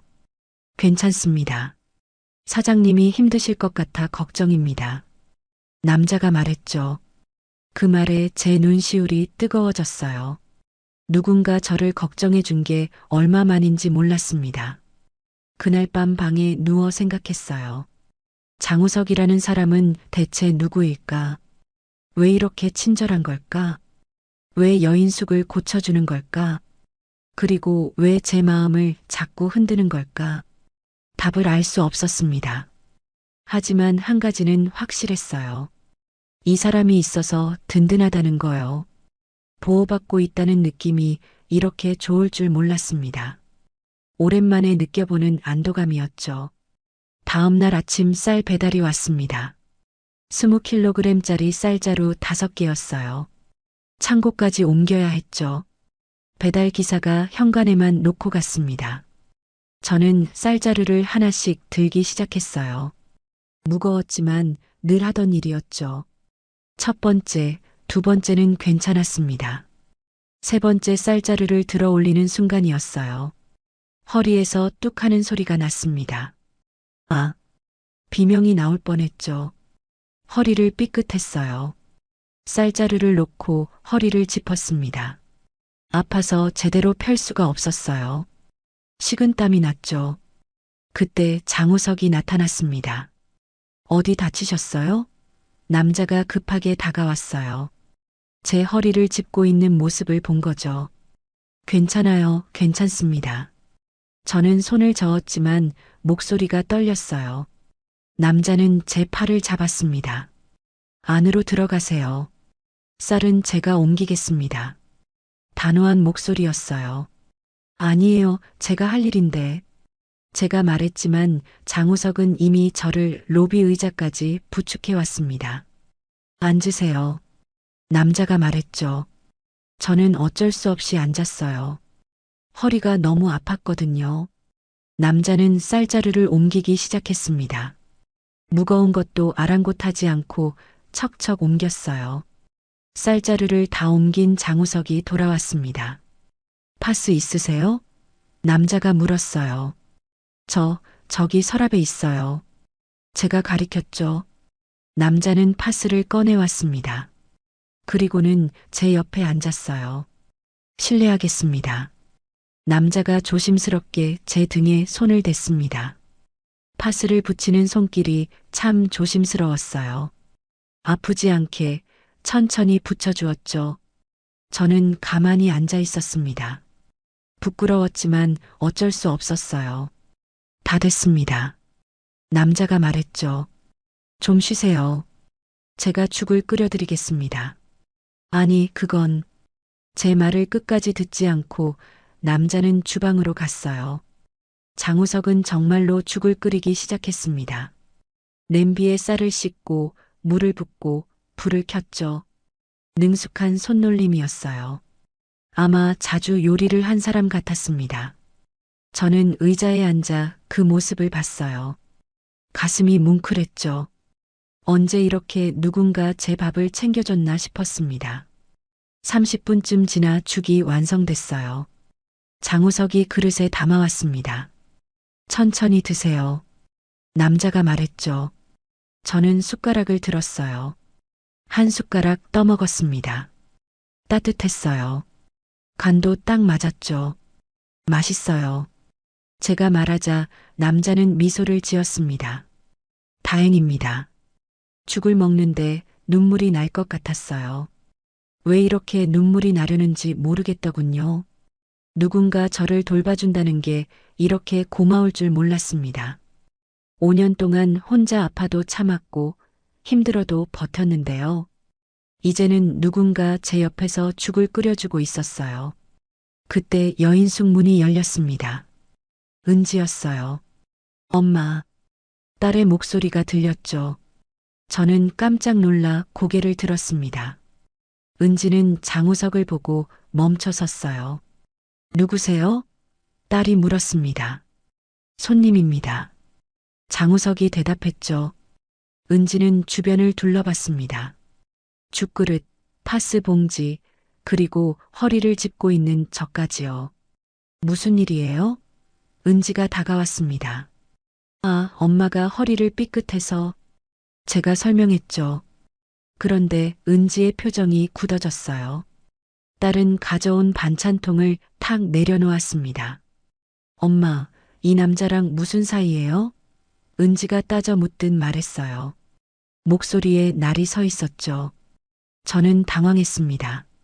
아니, 손님이야. 그냥 도와주신 거고. 제가 얼른 말했어요. 하지만 은지는 믿지 않는 표이었습니다. 그냥 손님이 이렇게까지 해요? 정적이 흘렀습니다. 아무도 말하지 않았어요. 저는 뭐라고 대답해야 할지 몰랐죠. 장우석도 가만히 서 있었습니다. 은지는 저를 똑바로 봤어요. 엄마, 아빠 돌아가신 지 얼마나 됐다고. 딸의 목소리가 떨렸습니다. 은지야. 제가 불렀지만 딸은 고개를 저었어요. 엄마는 강해야 해요. 다른 남자한테 기대면 안 돼요. 은지가 말했죠. 그 말에 제 가슴이 아팠습니다. 딸의 마음을 알았어요. 걱정하는 거죠. 하지만 동시에 서러웠습니다. 저도 외롭다는 걸 딸은 모르는 것 같았어요. 손님, 장우석이 조용히 말했습니다. 오해하신 것 같은데 저는 그냥 도움을 드린 것뿐입니다. 남자의 목소리는 차분했어요. 은지는 장우석을 봤죠. 도움이요? 죽까지 끓여주면서요? 딸의 목소리에 비웃음이 섞여 있었습니다. 은지야, 그렇게 말하는 거 아니야. 제가 말했어요. 목소리에 힘을 줬죠. 딸은 저를 봤습니다. 눈에 눈물이 고여 있었어요. 엄마가 다시 다치면 어떡해요. 저는 엄마가 또 혼자 남겨질까봐 무서워요. 은지가 말했습니다. 그제야 알았어요. 딸이 무서워하고 있었다는 걸요. 저는 자리에서 일어났습니다. 허리가 아팠지만 참았어요. 은지에게 다가가 손을 잡았죠. 은지야, 엄마 괜찮아. 제가 말했습니다. 딸은 고개를 숙였어요. 울고 있었습니다. 저는 딸을 안았어요. 괜찮아, 다 괜찮아. 계속 말했죠. 장우석은 묵묵히 서 있었습니다. 떠나지도 말하지도 않았어요. 그저 조용히 제 곁을 지키고 있었죠. 그 모습이 고마웠습니다. 은지는 제 품에서 한참을 울었어요. 저는 딸의 등을 쓰다듬으며 생각했습니다. 제가 행복해질 자격이 있을까? 다시 누군가를 마음에 담아도 될까? 그 답을 아직 몰랐어요. 하지만 한 가지는 확실했습니다. 장우석이라는 사람이 제 곁에 있다는 것, 그것만으로도 제 마음은 따뜻해지고 있었죠. 은지가 돌아간 뒤 며칠이 지났습니다. 딸과의 관계는 여전히 어색했어요. 전화 통화도 전보다 짧아졌죠. 저는 그게 마음에 걸렸습니다. 하지만 어쩔 수 없었어요. 장우석은 여전히 여인숙에 머물고 있었고, 저는 점점 더 그 사람에게 마음이 가고 있었으니까요. 어느 날 밤이었습니다. 새벽 2시쯤 됐을까요? 잠에서 깼어요. 왠지 모르게 불안한 느낌이 들었죠. 귀를 기울였습니다. 아래층에서 무슨 소리가 들렸어요. 쿵쿵거리는 소리, 그리고 고함 소리였습니다. 저는 가운을 걸치고 방문을 열었어요. 복도에 나서자 술 냄새가 진동했습니다. 1층에서 들려오는 소리였어요. 계단을 내려갔죠. 로비에는 박만호가 비틀거리고 있었습니다. 의자를 발로 차고 탁자를 넘어뜨리고 있었어요. 완전히 취해 있었죠. 손님, 무슨 짓이에요? 제가 소리쳤습니다. 박만호가 저를 봤어요. 눈이 풀려 있었죠. 사장님, 나 화났어. 나한테 왜 그래? 박만호가 중얼거렸습니다. 술 취한 헛소리였어요. 방으로 들어가세요. 제가 단호하게 말했죠. 싫어, 안 가. 박만호가 소리쳤습니다. 그리고는 비틀거리며 보일러실 쪽으로 갔어요. 거기 가시면 안 됩니다. 제가 따라갔죠. 하지만 박만호는 이미 보일러실 문을 열고 들어갔습니다. 뭔가 불길한 예감이 들었어요. 잠시 뒤 연기 냄새가 났습니다. 타는 냄새였어요. 제 심장이 철렁 내려앉았죠. 불이야. 소리치며 보일러실로 뛰어갔습니다. 문을 열자 연기가 쏟아져 나왔어요. 박만호가 뭔가 건드렸던 거죠. 불길이 벽을 타고 올라가고 있었습니다. 박만호는 이미 밖으로 도망간 뒤였어요. 저는 소화기를 찾았습니다. 하지만 불은 이미 커지고 있었죠. 연기가 점점 짙어졌어요. 숨을 쉬기 힘들었습니다. 기침이 나왔죠. 눈도 따가웠어요. 119에 신고해야 했습니다. 휴대폰을 꺼내려는데 손이 떨렸어요. 연기 때문에 앞이 잘 안 보였죠. 로비로 나가려 했지만 연기가 복도까지 차올랐습니다. 길을 잃은 것 같았어요. 어디가 어딘지 구분이 안 갔죠. 바닥에 엎드렸습니다. 연기는 위로 올라간다는 걸 알고 있었어요. 기어서 나가야 했죠. 하지만 방향을 잃었습니다. 어디로 가야 할지 몰랐어요. 공포가 밀려왔습니다. 이대로 죽는 건 아닐까? 그런 생각이 들었죠. 선주 씨, 멀리서 장우석의 목소리가 들렸습니다. 여기 있어요. 제가 소리쳤죠. 목소리가 잘 나오지 않았어요. 기침만 계속 나왔습니다. 선주 씨, 목소리가 가까워졌어요. 연기 속에서 장우석의 모습이 보였습니다. 남자는 젖은 수건으로 코와 입을 막고 있었어요. 제게 다가와 손을 뻗었죠. 제 손을 잡았습니다. 단단하고 따뜻한 손이었어요. 제가 데리고 나가겠습니다. 장우석이 말했습니다. 목소리가 확신에 차 있었죠. 남자는 제 팔을 끌어당겨 일으켰어요. 그리고는 저를 부축하며 걷기 시작했습니다. 연기가 너무 짙어서 앞이 보이지 않았죠. 하지만 장우석은 길을 알고 있는 것처럼 걸었습니다. 흔들림 없이 꾸준히요. 계단을 내려가는데 비틀거렸어요. 장우석이 저를 붙잡았습니다. 괜찮습니다. 조금만 더요. 남자가 말했죠. 저는 남자의 팔을 꽉 잡았습니다. 놓치면 안 될 것 같았어요. 이 사람을 놓으면 살 수 없을 것 같았죠. 드디어 현관이 보였습니다. 문을 열고 밖으로 나갔어요. 찬 공기가 얼굴에 닿았습니다. 숨을 크게 들이쉬었죠. 기침이 계속 나왔어요. 장우석이 제 등을 두드려줬습니다. 천천히 숨 쉬세요. 남자가 말했죠. 119가 도착했습니다. 소방관들이 불을 끄기 시작했어요. 구급대원이 저를 살폈습니다. 연기를 많이 마셨지만 다행히 큰 부상은 없었죠. 장우석도 괜찮았어요. 저는 그제야 안도의 한숨을 쉬었습니다.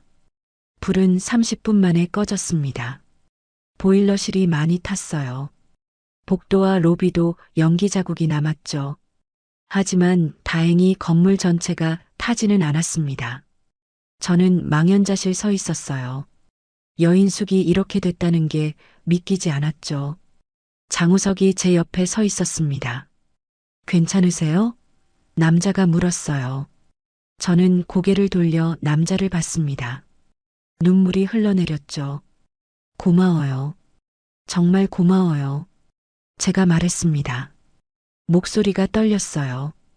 당신이 아니었으면 저는 말을 잇지 못했습니다. 당연한 일했습니다. 장우석이 말했어요. 그리고는 제 손을 잡았죠. 떨리는 제 손을 따뜻하게 감싸주었습니다. 이제 괜찮습니다. 제가 있으니까요. 남자가 말했어요.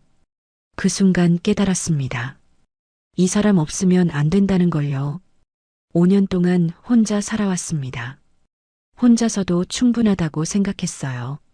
하지만 아니었죠. 저는 누군가 필요했습니다. 옆에서 손 잡아줄 사람, 위험할 때 구해줄 사람, 함께 있어줄 사람이요. 그 사람이 바로 장우석이었습니다. 저는 남자의 손을 꽉 잡았어요. 놓고 싶지 않았습니다. 이 따뜻한 손을, 이 든든한 사람을 놓치고 싶지 않았죠. 눈물이 계속 흘렀습니다. 두려움 때문인지, 안도감 때문인지, 아니면 고마움 때문인지 잘 모르겠었어요. 아마 다 섞여 있었을 겁니다. 장우석은 아무 말 없이 제 손을 잡고 있었어요. 그것만으로도 충분했습니다. 화재 이후 일주일이 지났습니다. 여인숙은 복구 중이었어요. 보일러실을 새로 공사하고 벽을 다시 칠하고 그을린 부분을 고쳤죠. 장우석이 많이 도와줬습니다. 아침부터 저녁까지 일했어요. 저도 함께 했죠. 둘이서 여인숙을 다시 세우고 있었습니다. 그날 저녁 갑자기 정전이 됐어요. 공사 때문이었죠. 전기 작업을 하다 보니 잠시 전기를 차단해야 했습니다. 어둠이 내렸어요. 저는 로비에서 촛불을 찾았습니다.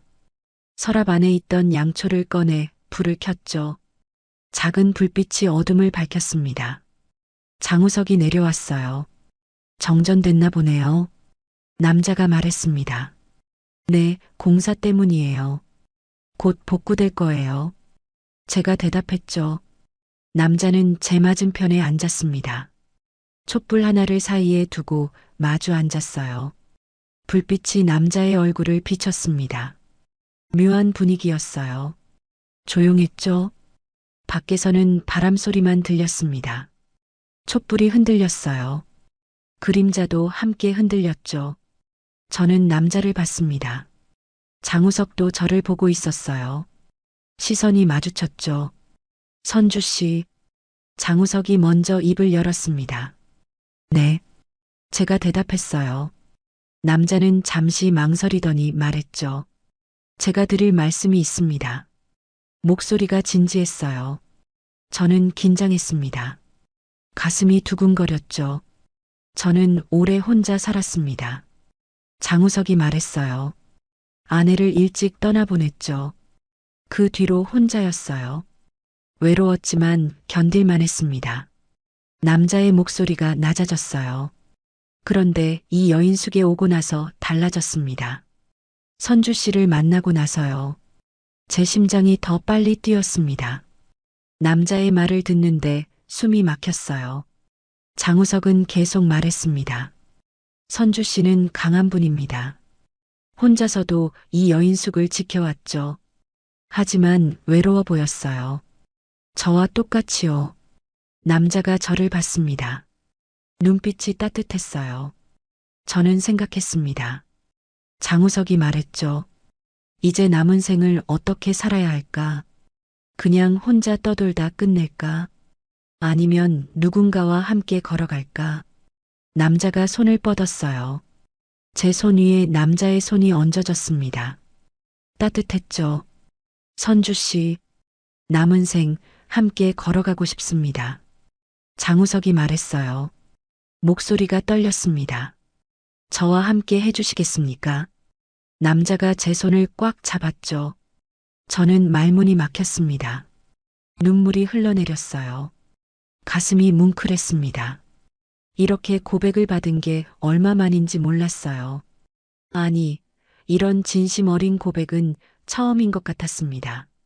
남편과의 사랑도 좋았지만 이건 달랐어요. 황혼의 나이에 서로의 외로움을 아는 사람끼리의 고백이었죠. 더 깊고 더 절실했습니다. 저도 제가 입을 열었어요. 목소리가 떨렸습니다. 저도 외로웠어요. 혼자서는 버틸 수 없을 것 같았죠. 눈물이 계속 흘렀습니다. 그런데 당신이 왔어요. 제 곁에 머물러줬죠. 저는 남자의 손을 잡았습니다. 내 마음도 그래요. 함께 하고 싶어요. 장우석의 눈에도 눈물이 고였습니다. 남자는 제 손을 두 손으로 감싸 쥐었어요. 고맙습니다. 남자가 말했죠. 정말 고맙습니다. 우리는 그렇게 손을 잡고 있었어요. 촛불만이 우리를 비추고 있었죠. 그때였습니다. 현관문이 열렸어요. 은지였습니다. 엄마, 딸의 목소리가 들렸죠. 저는 깜짝 놀라 고개를 들었어요. 은지는 우리를 보고 멈춰 섰습니다. 손을 잡고 있는 우리를요. 딸의 표정이 굳어졌습니다. 엄마. 은지가 다시 불렀어요. 목소리가 떨렸죠. 저는 손을 놓으려 했습니다. 하지만 장우석이 제 손을 놓지 않았어요. 오히려 더 꽉 잡았죠. 남자는 은지를 봤습니다. 침착한 표정이었어요. 은지는 천천히 다가왔습니다. 우리 앞에 섰죠. 딸은 저를 봤습니다. 그리고 장우석을 봤어요. 다시 저를 봤죠. 입술을 깨물고 있었습니다. 눈에 눈물이 고여 있었어요. 엄마가 행복하세요? 은지가 물었습니다. 저는 대답을 못했어요. 뭐라고 말해야 할지 몰랐죠. 은지는 고개를 숙였습니다. 저는 무서웠어요. 딸이 말했죠. 엄마가 또 혼자 남겨질까 봐요. 아빠처럼요. 은지야. 제가 불렀습니다. 딸은 고개를 들었어요. 눈물이 뺨을 타고 흘렀죠. 하지만요. 은지가 말했습니다. 엄마가 외로워하는 것도 무서워요. 혼자 우는 엄마를 보는 게 더 무서웠어요. 저는 자리에서 일어났습니다. 은지에게 다가가 안았어요. 딸은 제 품에서 울었습니다. 저도 울었죠. 미안해. 엄마가 미안해. 제가 말했습니다. 걱정시켜서 미안해요. 은지는 고개를 저었어요. 아니에요. 제가 이기적이었어요. 딸은 제 품에서 얼굴을 들었습니다. 저를 봤어요. 엄마, 행복하세요. 은지가 말했죠. 제가 받아들일게요. 시간이 걸리겠지만요. 딸이 미소를 지었습니다. 눈물 어린 미소였어요. 저는 딸을 꽉 안았습니다. 고마워. 정말 고마워. 은지는 장우석을 봤습니다. 남자는 자리에서 일어나 고개를 숙였어요. 잘 부탁드립니다. 장우석이 말했죠. 제 어머니를 부탁합니다. 은지가 대답했습니다. 목소리가 단호했어요. 남자는 고개를 끄덕였습니다. 명심하겠습니다. 그날 밤 전기가 복구됐습니다. 불이 환하게 켜졌어요. 하지만 저는 촛불이 더 좋았습니다. 그 작은 불빛 아래서 고백을 나눴으니까요. 그리고 딸의 축복을 받았으니까요. 제 인생의 새로운 시작이 찾아온 밤이었습니다. 더 이상 혼자가 아니었어요. 이제 함께 걸어갈 사람이 생겼죠. 그 사실만으로도 제 가슴은 벅차올랐습니다. 여인숙 복구가 끝났습니다. 한 달이 걸렸어요. 새로 칠한 벽은 깨끗했고 고쳐진 보일러실도 말끔했죠. 여인숙은 예전보다 더 좋아 보였습니다. 장우석과 함께 일군 결과였어요. 그 과정에서 우리는 더 가까워졌죠. 어느 날 아침이었습니다. 203호실 문이 열려 있었어요. 안을 보니 장우석이 짐을 싸고 있었습니다. 가방에 옷을 넣고 세면도구를 챙기고 있었죠. 제 가슴이 철렁 내려앉았어요. 떠나시는 거예요? 제가 물었습니다. 장우석은 잠시 멈췄어요. 저를 봤죠. 네, 이제 복구도 끝났으니 떠날 때가 된 것 같습니다. 남자가 말했어요. 목소리가 담담했습니다. 하지만 손은 떨리고 있었죠. 짐을 싸는 손이 자꾸 멈췄어요. 저는 문 앞에 서서 남자를 봤습니다. 가슴이 답답했어요. 떠나면 안 되는데 함께 있기로 했잖아요. 그런 생각이 들었죠. 하지만 입이 떨어지지 않았어요. 뭐라고 말해야 할지 몰랐습니다. 그저 남자를 바라만 봤죠. 장우석은 짐을 다 쌌습니다. 가방 지퍼를 닫았어요. 그리고 방을 둘러봤죠. 한 달 넘게 머문 방이었습니다. 남자의 표정이 씁쓸해 보였어요.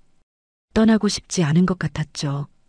하지만 가방을 들었습니다. 그동안 신세 많이 졌습니다. 장우석이 제게 말했어요. 고마웠습니다. 남자가 고개를 숙였죠. 저는 뭐라고 대답해야 할지 몰랐어요. 고맙다는 말로는 부족했습니다. 떠나지 말라고, 여기 있으라고 말하고 싶었죠. 장우석은 제 옆을 지나쳤습니다. 복도로 나갔어요. 계단을 내려가기 시작했죠. 저는 그 뒷모습을 봤습니다. 넓은 등, 무거운 발걸음이었어요. 남자도 떠나고 싶지 않은 게 분명했습니다. 하지만 가고 있었죠. 안 돼. 마음속으로 소리쳤어요. 이대로 보낼 수 없어. 5년 동안 혼자 살았습니다. 외로웠지만 견뎠어요. 하지만 이제는 다릅니다. 이 사람 없이는 살 수 없었어요. 함께 하기로 했잖아요. 왜 떠나려는 거죠? 발이 움직였습니다. 저도 모르게 뛰어갔어요. 계단을 내려갔죠. 장우석은 1층에 있었습니다. 로비를 지나 현관으로 가고 있었어요. 저는 남자 뒤에서 멈춰 섰습니다. 숨이 가빴어요. 가슴이 두근거렸죠. 장우석 씨, 제가 불렀습니다. 남자가 멈췄어요. 뒤를 돌아봤죠. 저를 봤습니다. 눈빛이 흔들렸어요. 네. 남자가 대답했습니다. 저는 한 발짝 다가갔어요. 그리고 또 한 발짝 다가갔죠. 왜 떠나려고 해요? 제가 물었습니다. 목소리가 떨렸어요. 함께 하기로 했잖아요. 남은 생을 함께 걷기로 했잖아요. 눈물이 흘러내렸습니다. 왜 가려는 거예요? 장우석은 가방을 내려놓았습니다. 저를 봤어요. 선주 씨, 남자가 말했죠. 제가 여기 있으면 선주 씨가 힘들 것 같아서요. 딸분도 아직 마음의 준비가 안 된 것 같고요. 남자의 목소리가 낮았습니다. 저는 짐이 되고 싶지 않습니다. 짐이 아니에요. 제가 말했어요. 당신은 제게 힘이에요. 의지예요. 저는 남자에게 다가갔습니다. 바로 앞까지요. 당신 없이는 못 살아요. 이제는 혼자일 수 없어요. 제가 말했죠. 그리고는 남자를 끌어안았습니다. 뒤에서 꽉 안았어요. 얼굴을 남자의 등에 묻었죠. 떠나지 마세요. 제발이요. 제가 중얼거렸습니다. 이제는 내 곁에서 함께 있어주세요. 여기가 당신의 자리예요. 장우석의 몸이 떨렸습니다. 남자는 천천히 돌아섰어요. 저를 봤죠. 눈에 눈물이 가득했습니다. 선주 씨, 남자가 제 이름을 불렀어요. 저도 당신이 필요해요. 남자가 말했습니다.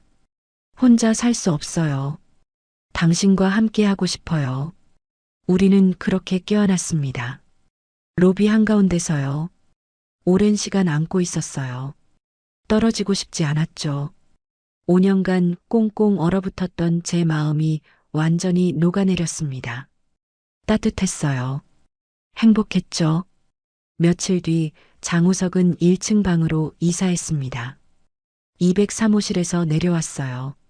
제 방 옆이었죠. 이제 손님이 아니었습니다. 여인숙의 주인이었어요. 제 동반자였죠. 함께 여인숙을 운영하기 시작했습니다. 아침이 달라졌어요. 더 이상 혼자 일어나지 않았습니다. 장우석이 커피를 끓였어요. 함께 아침을 먹었죠. 밥이 맛있었습니다. 함께 먹으니까요.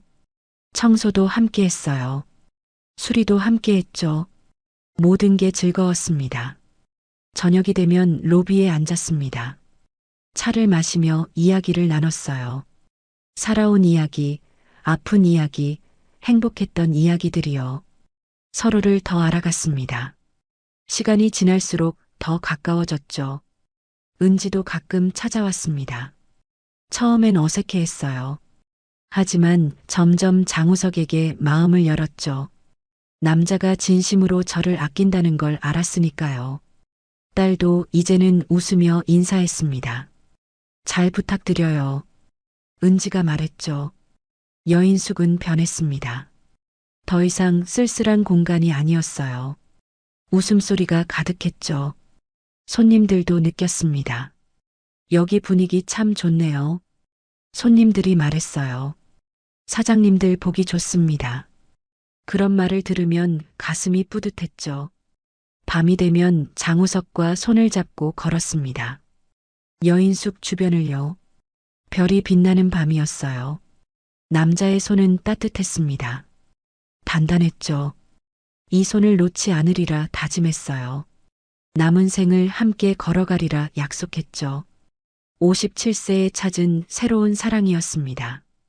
늦은 나이에 만난 동반자였어요. 하지만 늦지 않았습니다. 오히려 딱 맞는 시기였죠.